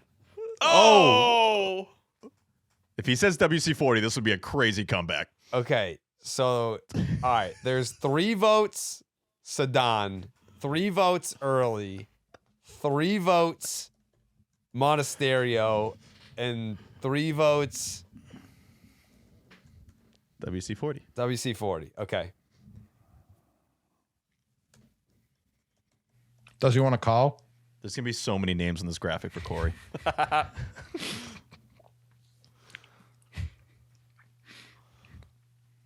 how complicated is this message? Yeah, what's It takes him a while to type. He's got big hands. So basically what Wally is saying, He said, give me Moran. basically what Wally is saying is that Wally might need approval from the team to become a voter. Yeah, that's fair. Okay. Understandable. If Back there to was back ever backs. if there was ever a time for him to sneak one under the radar, it's today. So he did say, but if I was allowed to vote in this series, ... it's blank, and it is one of the 4 guys. Wow. So what do we want to do here? Because I don't want to get Wally in trouble. I don't think that Wally would get in trouble for this. It's a tiebreaker. People are getting fired right now, man. Couldn't we verbally have him be the tiebreaker, but he's not on the graphic? Then we put out the graphic and everyone's going to be like, that's a 4-way tie. We have in the smallest print ever. If you listen, you understand why this is not I'm just a tie. scared. Listen. We're going to get another Alex Cora photo with like everyone, and then Wally's just going to be the last member now joining the team. You knew you couldn't join that panel, bud. You're out of Listen, here. Tessie, you're the new one. We were talking about those Liverpool riots earlier. Yeah. They want to fire Wally. Oh. I mean, they fired. Now the guy in charge of morale, literally, like that's what he does. That's the guy they want to fire. That was one of the most common messages in Scoop Shop. Like, tell me Wally's okay, Jared. Tell me he's safe. Yeah. What do we do? I mean, Wally voted. I think, and he's Backpacks hasn't replied yet. no. I don't want to put Wally in an uncompromising position. We can't have No, we that. can't. We I just can't can't have that. Wally getting in trouble with the authorities, especially when they got an itchy trigger finger right now, and it's not something that you want to. Did Corey used to vote? He used to vote, yeah. Yeah. One for the road? I don't think he's awake right now. No, of course not. Of course not. No. He was up until 4 Okay, so a.m. last night. Veritech. Who you got, Cap? Does have any takes? Oh, that hag. Fuck yourself, Jared. Yeah. What do we do, man? This is, I don't know. Train? I don't know. Ellen's locked into the games. Should I call her mom? Yeah, your mom Ellen should be does the know ball. tiebreaker. Can you call her? Is she up? She might be. She's a night owl? Yeah. She knows ball. Big Pat. I He's got definitely Ringo. asleep. I saw your mom. She commented under, was it your Cora post saying thank you or something like that? It was very She sweet. tweeted directly at AC. Oh, that. Yeah, there we go. That makes sense. I just said, are you awake? Do you want to vote for Ketchup? She might not be. I don't know, man. It's 11. It's not even that late. Jesus. It is Sunday night. So what? You're starting to panic. I can feel it. Who's panicking? You. So, it's good we get Sox prospects involved. Like I'm just trying to think of a guy. I feel like this is alarming because we should have a process in place. Yeah. I mean, and we have sometimes you need something 95 like this to voters. happen. Like, this will happen, and now we're going to update the rules a little bit, and that's okay. I mean, we used to say that the tiebreaker was going to be the people, but now the people have a vote, an official vote. They're part of the reason we're here. And their guys, Monasterio's part of the 3? Mm-hmm. Yep. 4. Okay. The 4. 4. Christ. Yeah. We should keep it moving, and then if, Backpacks hasn't texted back, we'll figure it out. Okay. Or your mother. Your mother. I feel like she would have replied by now. There's no way Yeah. Ellen's like a 5-minute reply. No, text she's from not Jared, like, that's an my immediate phone's reply. down on the table. She's like, my phone is always in my hand kind of person. Yeah. Ace ate Mikey's AirPods, and she was there with new ones 5 seconds later. Right. Literally. Tactical nuke incoming! Stop and Shop supermarkets have a major announcement. We repeat, don't shop for your groceries anywhere else. Yeah, Stop and Shop. Yeah, Stop and Shop. And what's great about these tangerines, look how easy they peel. Just like that. And loaded, loaded with nutritional value. Yeah, Stop and Shop.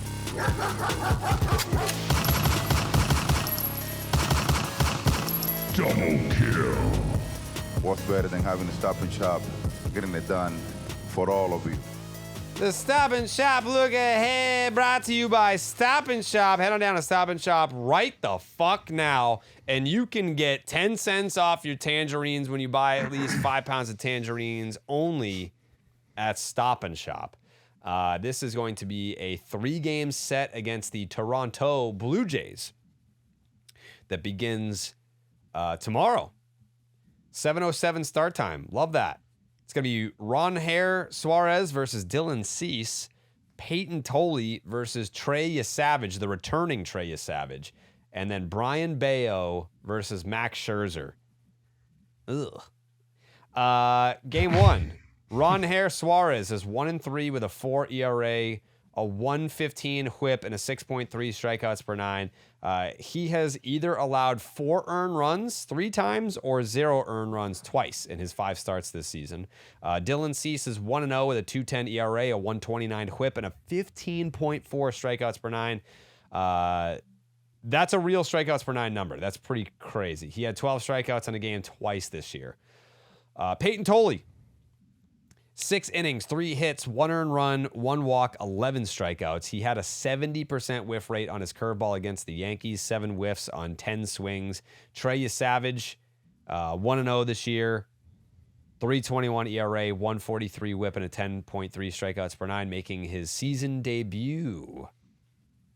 Season debut after a shoulder impingement this spring. So those were his 2025 numbers.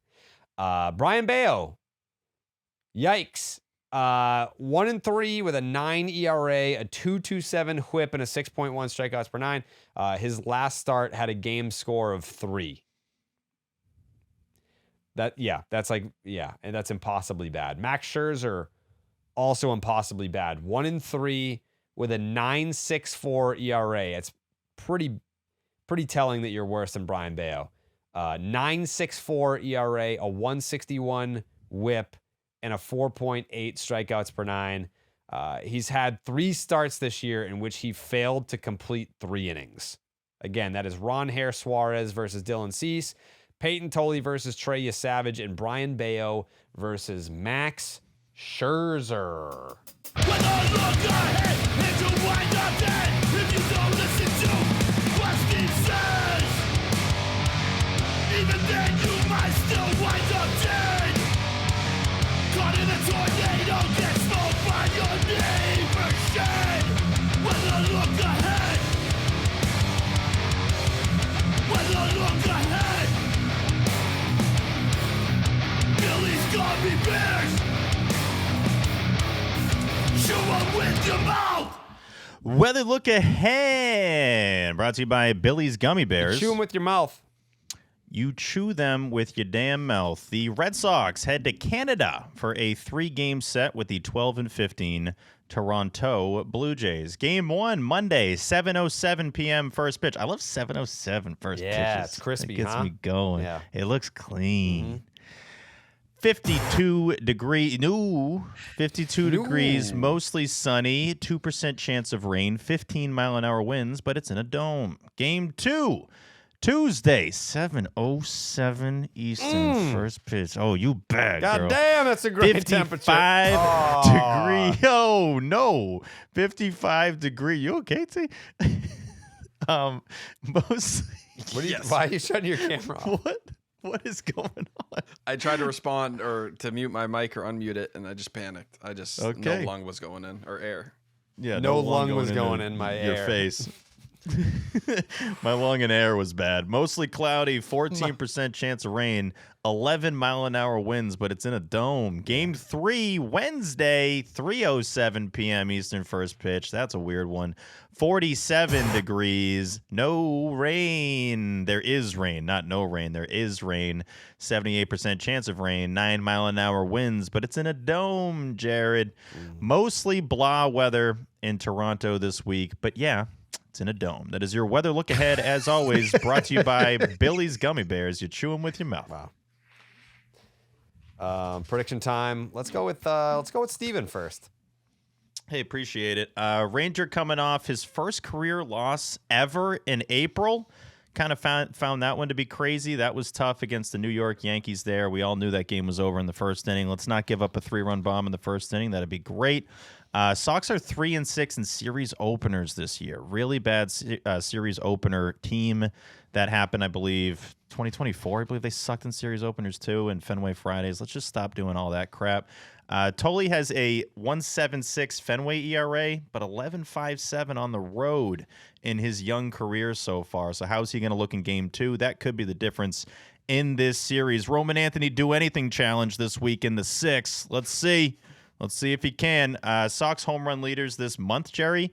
Wilson Contreras 6, Willie Abreu 2, 5 dudes at 1. So I'm going to put those two notes there together. Roman, let's do it, brother.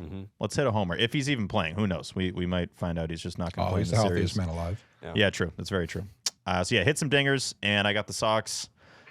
I don't know. This is a weird one. I'm so split between 1 and 2. I'm going to go 1 out of 3. What?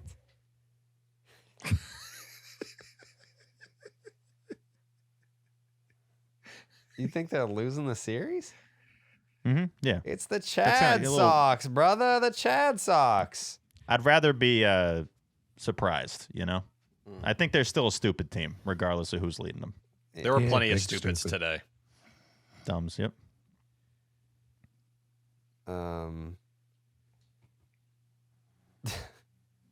If it comes down to it, Train said that she would vote for Ketchup. Did you I ask? love that. Or is she listening? I asked. I don't know how much she even watched of the series, so that it could just be a spin of the wheel. Knows. I want to know what she says. She's got Mookie. Coley, Ketchup. Yeah, Jerry. Ketchup. You alluded. I was like, what? You alluded to it. It's the Chad Sox, and if there's one thing I know about the Chad Sox is they are quite literally undefeated. So I'm going with the sweep. Well, hard to argue at this point. T? Yeah. The fact that we have all been in such a negative space involving the Red Sox, I know how this works. They're about to, do just enough to make the conversation interesting again. The Blue Jays have also been dog shit because half their roster isn't healthy. Yeah, they're getting Trey Savage back, but the Blue Jays going up against Suarez and Tolley, they don't hit lefties well. Only 3 teams in baseball have less homers against lefties this year. They're 16th in OPS against them. Dylan Cease is probably the worst matchup possible for this Red Sox team. He might single-handedly break the offense again. But I believe Trey Savage being rusty and Max Scherzer being old and ancient, they should do enough against those two. Give me 2 out of 3 from the Red Sox. They lose the first one, but win the last 2. I contemplated doing that, going loss, win, but Brian Bello is so bad. Damn, I really picked him to win. That's insane. Scherzer's been worse, but Bello's been real bad. The good old 9 ERA versus 9.64. Yeah. I Shit can't versus believe how little faith people have in the Chad Sox. The Chad Amaze. I like that. The Chad Amaze. Let's make that shirt. I'm the only one that buys it. Like most of our shirts, yeah. Yeah. That's a great point. Steve just like, yeah, add it to the list, of course. Put it in there. Seeing here Steve Perrault again. What the? I'm pretty sure he's on the show.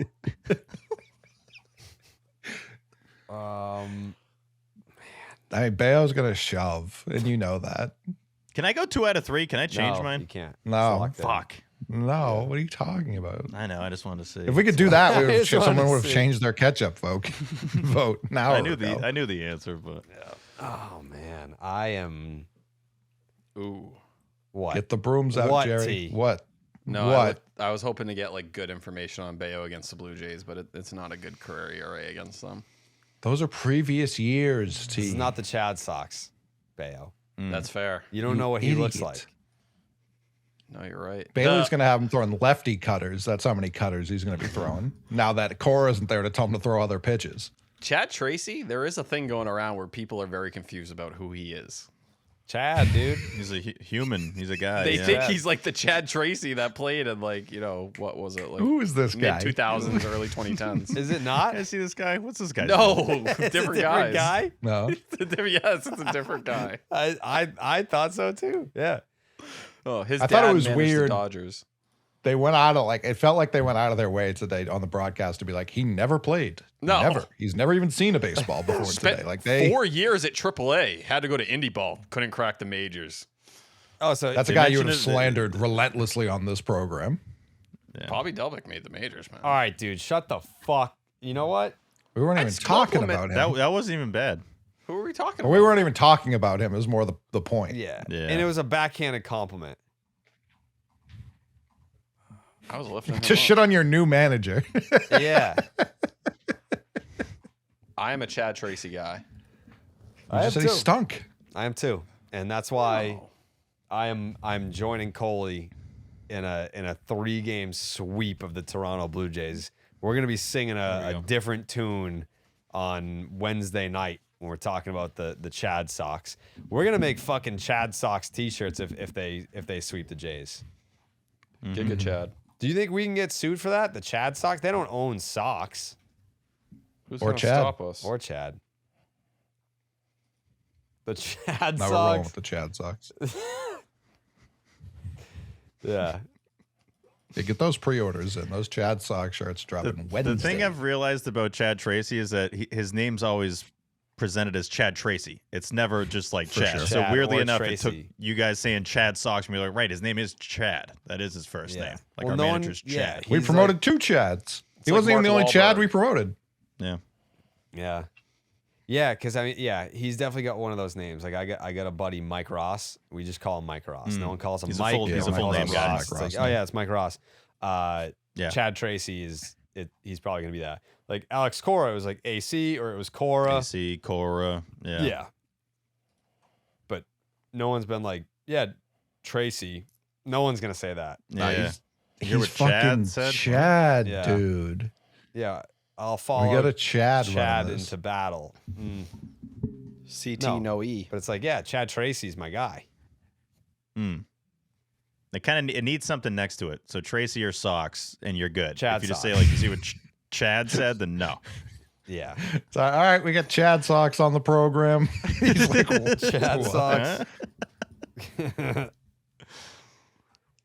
Jason Varitek has told confidants he's not planning on staying in the Red Sox organization, according to Chris Cotillo and Sean McAdam.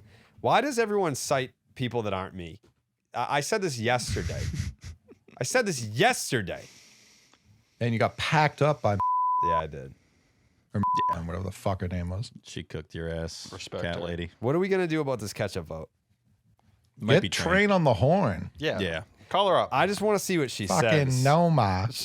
Like, what name? All right, honestly, God, what name do you think she says? I know. She's going to pick Damn it.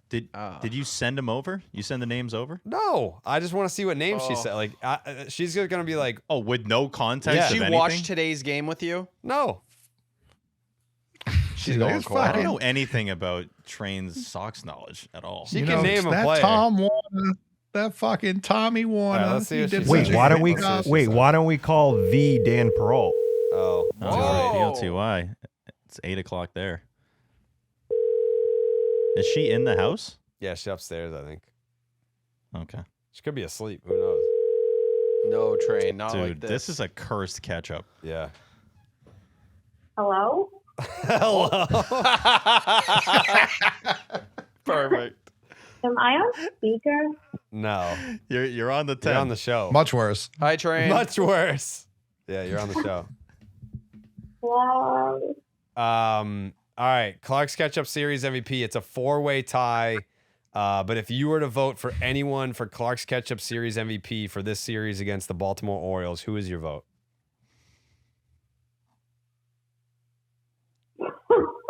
You're going to have to be more What? You're going to have to be more specific. What do you mean? That's fair.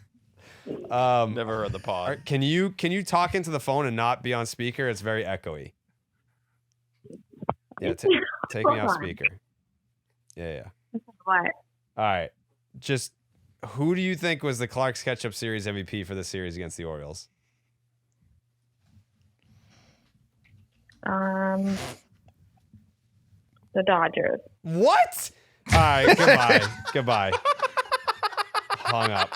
No. Banger, Jerry. That vote. Yeah, no. Fuck out of here. What is Anyone that? can get it. This is You seem so confused by your question. You know what that was right there? You guys obviously, probably not Tyler because you're so young, T. Who Wants to Be a Millionaire? Where they do the phone a friend. That's when you hear someone on the other end, you knew immediately, oh, they don't got it. Yeah, they don't know. They're not going to get the answer. And that phone quality actually sounded similar to the early thousands. So it's unfortunate, Train. The Dodgers didn't play in the series. Oh. Do you think Dan Perrault Yep. will be awake? Yeah, call Dan. Oh, yeah, it's 8 o'clock. Did he watch the series? I don't know. He's busy. This is bad, man. Will he He answer picks for the Jared Dodgers over too. you? That we're in now. We should be worried the Dodgers end up as a The 5-way Dodgers tie. are gonna get a second vote.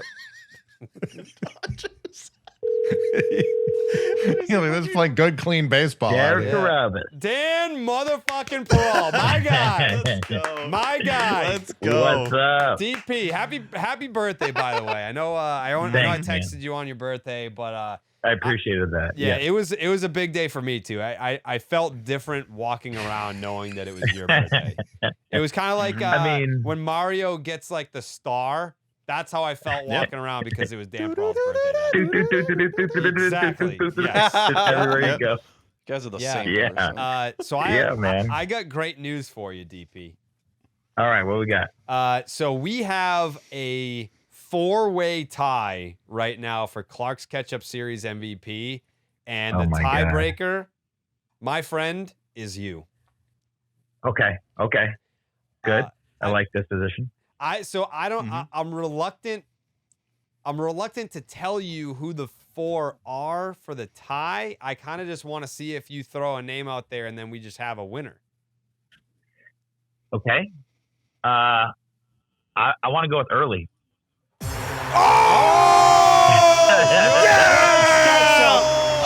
Series MVP is Connelly early. The Dan Perrault tiebreaker. I mean, why don't we think of this all along? Why? I don't know why we didn't think of this. Like, you're I on think the this should be West the rule Coast. now. I think it's the POTY tiebreaker. I think that's what it is. Like we are. You're on the West Coast. We're recording late, and it's like Dan Perrault's got to be the tiebreaker moving forward. Also, are you aware of the Dan Perrault? Oh, hold on, let me get the official title. I mean, we got to talk about this. I'm sure he's aware.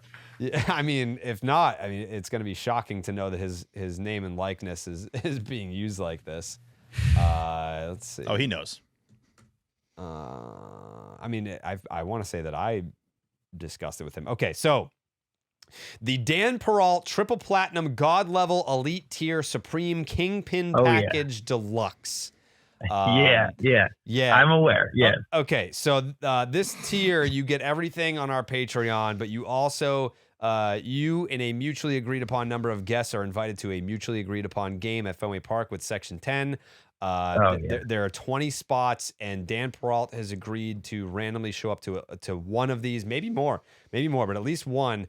You get the red carpet treatment taken up to the Aura Club. You're going to go all around Fenway, and you also get to receive a signed 8x10 photo of two-time Perrault of the Year winner Dan Perrault, which will be signed in gold ink. Gold ink. Dan, have you decided which photo you're going to use for the signed 8x10? For the signed 8x10, well, there are many options. We can go with the standard headshot. We can go with a screenshot from one of the movies I've been lucky enough to be in. There's also some real solid throwback pics of the early days of Steve and I in like 99. I mean, we took some good pics at the All-Star game that year, or the Home Run Derby. And I mean, it's a little bit of dealer's choice. I'm happy to go with whichever direction they want to take. I also, in my opinion, have a pretty cool signature. Steve doesn't think it's great. I do think it's great. I think it's great. I make the P. I make the P and the no. It's not Pan Perrault. It says Dan Perrault, and the top of the P is the D. There's no reason to not think that's cool. And Steve has thought it's bad for years, and he's wrong.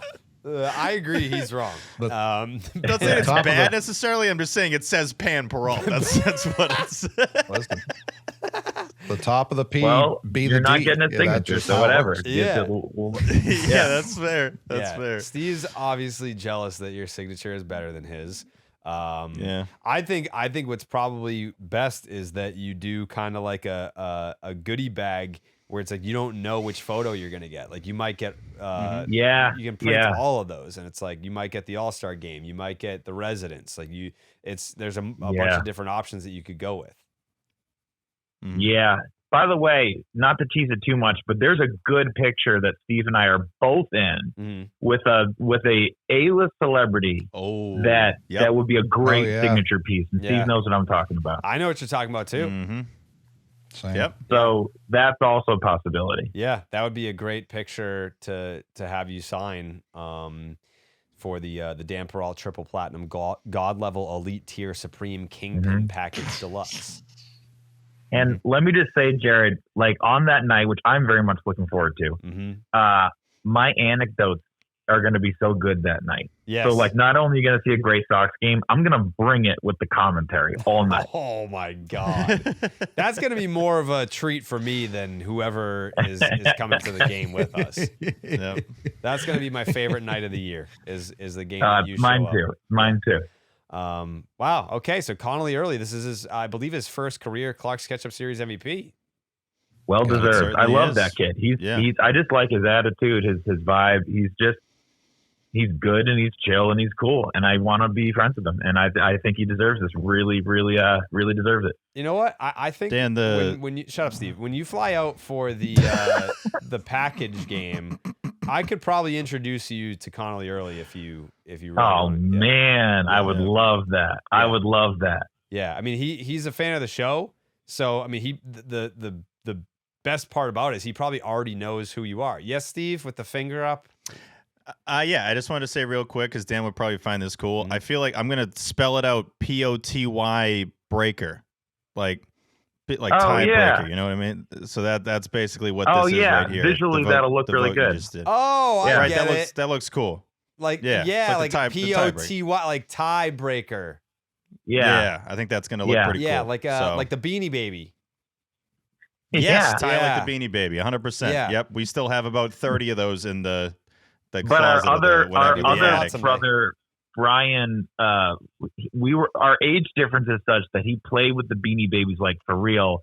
I collected them, and he would pull the tags off. It's like, Brayan, God, no, you have ruined Brayan always our future fortune. Right, cost the family millions by doing that. Yeah, seriously. I mean, the Princess Diana Beanie Baby we could have retired off of that by now. Yeah, the whole family could have retired. Yeah. What do you think? What do you think Brayan's strongest characteristic trait is that would put him in the conversation for a future Perrault of the Year nomination? Not a nomination, but like potentially threatening to win the award. Yeah, sure. Brayan is the most like sneaky funny out of all three of us. He's probably the very smartest. funny, He is very the dry. smartest. Very dry, and his intelligence can be applied in interesting ways. Like when we play Mario Party, he almost always wins through his brain, not just his like fingertips. Like he's able to play 5D chess in Nintendo in a way that like others just cannot. That Steve and I have to gang up on him because he's so good. Yeah. I have no relationship with Brayan. I have I met him? I want that to change. I want that. Yes, you have. So. Briefly. Oh, when? Had to have. Oh, there was a really I said fun I was night. the Brayan guy. Yeah, well, T, you guys are about the same age or close to it, so you guys should be buds. Yeah. And then he's in his 20s? Nah, he's in his early 30s, but early 30s. he'd be the closest to T. Perfect. Okay. I want a Perrault that belongs to me. Belongs is hilarious. Steve won't let me claim it. I got a throwback memory. So it was one of the bigger Garrett Austin nights where I think it was the first night that Steve like actually physically met her. Yeah. And then Brayan and I there was a spring game. Steve and I got to the game in the 7th inning because we were coming from a golf outing in New York or something. Yeah. And then Brayan and I also, it was I think. Yeah. And so we hung out at the baseball tavern, RIP. And then you guys had an epic interaction with Garrett, who I know, I know you guys have referenced recently, and I hope that she's on her way to make another appearance. Yeah, me too. Yes. Yeah, she did reply and said she was coming off a tough day because her dog passed away. Yeah, I saw that on Instagram the next day, and I was like, ooh, tough timing for Steve to reach out. Yeah, that's tough. Yep. She said she appreciated me reaching out, though, and it made her smile. So there is or that. the best time to reach out. Yeah. The best time to reach out. Yeah, exactly. But no, that was a fun one for sure. Question for Dan. Yeah. So would you agree that Steve's mustache, like this is the move? Like this is like if he were to shave it off, I would be like, like that's not Steve anymore. Like this is Steve. This is his look. I think he's pulling it off more than I would think. Yep. It's also a lighter color than I would think. It's getting darker. Interesting. Yeah. Interesting. Yeah, it's getting darker. I think you should go for it. I think that, you know how like back in the day, Tom Brady would change his hair every season? Yeah. And so you had long hair Brady, then you had really short, and then you had Buzz Brady. Sure. Like, I want it to mix up every season. Yeah. Yeah, I that's fair. I really like it. I think it's I think it's his best look that he's ever had. I think Steve secretly, not secretly, but low key is having a career year this year. I think this is like I'm not saying like POTY kind of year, but like maybe from a Section 10 I think it's gonna be close. Yeah, I think Steve is having a career year for Steve. Yeah, I agree. It kind of feels like it too, but I don't want to. It's April, so I don't want to get ahead of myself here. Yeah. Just want to keep head down, putting in the work. Yeah, he's having a breakout year for like Steve standards. Oh yeah, I would agree with that very much. Yeah. Yes. Yep. Yeah. All right. Well, this is awesome because now we just know that there's the POTY breaker, which I love that idea. I will drop whatever I'm doing, whether it's a personal crisis, emergency. Like I will. If I'm in an ambulance, I'm answering this call to be the POTY breaker. That's amazing. Yeah, I called my girlfriend. She sucked. It was awful. Yeah, she voted for the Dodgers, Dan. She voted for the Dodgers, and we're not even going to put it on the card. I don't even think you can do that. I mean, I guess you can. No. Who got a vote? The Guardians got a vote one year. There was like a really, there was like a team that I think the Nationals have won. Nationals. I think they win? They did win. Yep. Yeah. Yeah. They were so stupid that they won a Clark's Ketchup. Yeah. Yeah, that's bizarre. I'm not gonna go that way. So that's not how I'm gonna tie break personally. Perfect. All right. That's Dan Perrault, who good stuff, Dan. Who took Connelly early to the promised land. Wow. Thank you so much, Dan Perrault. Took me and Cole. Thank you, guys. Thank you, guys. You're the best. We'll talk soon. Talk soon. That's Dan Perrault. My hero. My hero. Love Dan Perrault. That was also with no context of who voted for who to go with Connelly early. And I think you guys are pretty spot on with that pick. Honestly, I kind of feel bad I didn't pick Connelly early. Good job by POTY. Yeah. Good. Connelly early wins Clark's Ketchup Series MVP. He's so good at life. First one ever. Connelly? No, yeah, of course, Dan. right? Oh, Dan, yeah, obviously, oh, yeah, dude. yeah. I guess I mean both. Yeah, sure. Yeah, dude. He's got like 8 projects right now. So yeah, dude. Dan's killing it, man. He always does. Is that Ace? Huh? Is that Ace? It's either Ace or someone's peeing. That's my dog drinking. Oh, there we go. I didn't know you had a dog, Coley. It's got 2. 2. You know that. What are their you names? Ever left your fucking house? You don't worry about it. Coley would never let me near his house. First off, why? Coley's a very welcoming man. I don't think you could survive the drive personally. Yeah. That's fair. I don't know. Like the stuff Coley cares about's at his house, and I feel like he wouldn't let me near the things he cares about. You've met all the things I care about. True. Except for your dogs. I mean, they get on my Haven't met fucking Jaylen Brown. nerves sometimes, like that. Anyways, T, do you have a final thought? Final thought. Shout out the Sea Dogs who throw a combined no-hitter every single year. One of the weirdest things I've ever seen. Like, it's an annual tradition. Never a real no-hitter either. It's always a combined one. They've all been combined. That is interesting. All the time. All the time. And just a Franklin Arias shout out. He's been fucking unreal. Hit another home run the other day. Pinch hit walk-off homer, which is something now they're doing in the minor leagues. They realized guys were getting into the big league. Shout out Chris Hatfield, who had this note. But they're trying to have their top prospects pinch hit a bit because we see with like a Marcelo Meyer now. You may come into the game in the 6th or 7th inning, and you better have it down. But yeah, Franklin Arias has now hit 7 homers. He did it in 101 less games than he did last year when he hit 8. So to kind of look at that entire situation and see that power playing up, this dude's a top 10 prospect probably in the sport relatively soon. So shout out Franklin Arias. Shout him out. Steven, final thoughts? Yeah, section10merch.com for the best merch on the planet. And the last Cora note I had here, because I was curious where he finished in ejections in Red Sox history. 22 ejections as Red Sox manager. That is the second most ever, 3 behind Tito Francona, who had the most in Sox history with 25. And let's be honest, Cora would have set that record this year if he stayed for 162 and was on the 2026 Red Sox the whole way through. But yeah, shout out to Alex Cora. Obviously, we did it kind of in the emergency pod of just saying how much he meant to this show, and hopefully we have him on again soon. But yeah, it's just a cool relationship to have with the manager of the team that we grew up rooting for, and that stuff just matters a lot, and you're just not going to get that everywhere. So he was big for the 10, big for the Sox, and hope him nothing but the best coming up here. The McMahon. Justin Gonzalez, grand slam, dead center field, cock shot. Really all I need to see. Anthony Ianson also continues to be the best pitcher on the planet, kind of, regardless of what level they're throwing at.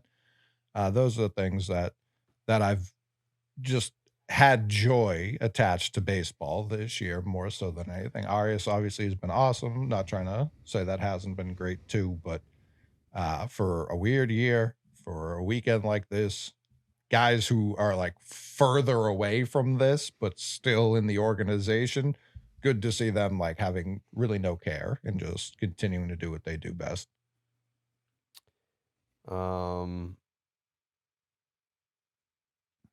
Yeah, I don't know if I have a final thought.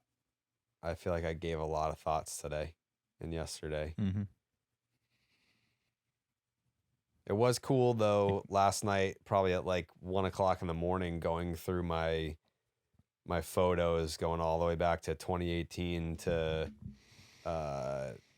put together like a carousel Instagram for AC. I don't know if anyone caught the reference, but anytime that someone Gracias, leaves the organization, he'll just tweet or he'll put like Instagram, like a picture or pictures and be like gracias and then tag the person. So I just put gracias AC, sending him off the way that he sends off everybody else. But yeah, I think looking at the pictures starting in early 2018, going through present day, wild transition for your boy. Just between the hair, the tattoos, the clothing choices. Yeah, remember, kids, you're not ugly. You're just poor. Hang in there and work hard and hang in there. Buzzcut Jerry. Yeah, that was wild times. But yeah, thank you everyone for tuning into the emergency pod last night and then rolling right back out with a 3-hour, at least, probably way longer than that pod right the next day to break down the series and have more Cora talk. We appreciate all the love and support. Patreon.com/Section10 podcast. We're going to get cooking on that May merch drop, section10merch.com. Just saw the Cardinals are promoting Hunter Dobbins. Shout out Hunter Dobbins, friend of the pod. But yeah, we'll be back on Wednesday night, Thursday morning for you. Here come the Chad Sox, brother. Here they come. Let's go Chad Sox. Ba-doot, doot, doot. Buenas noches, amigos.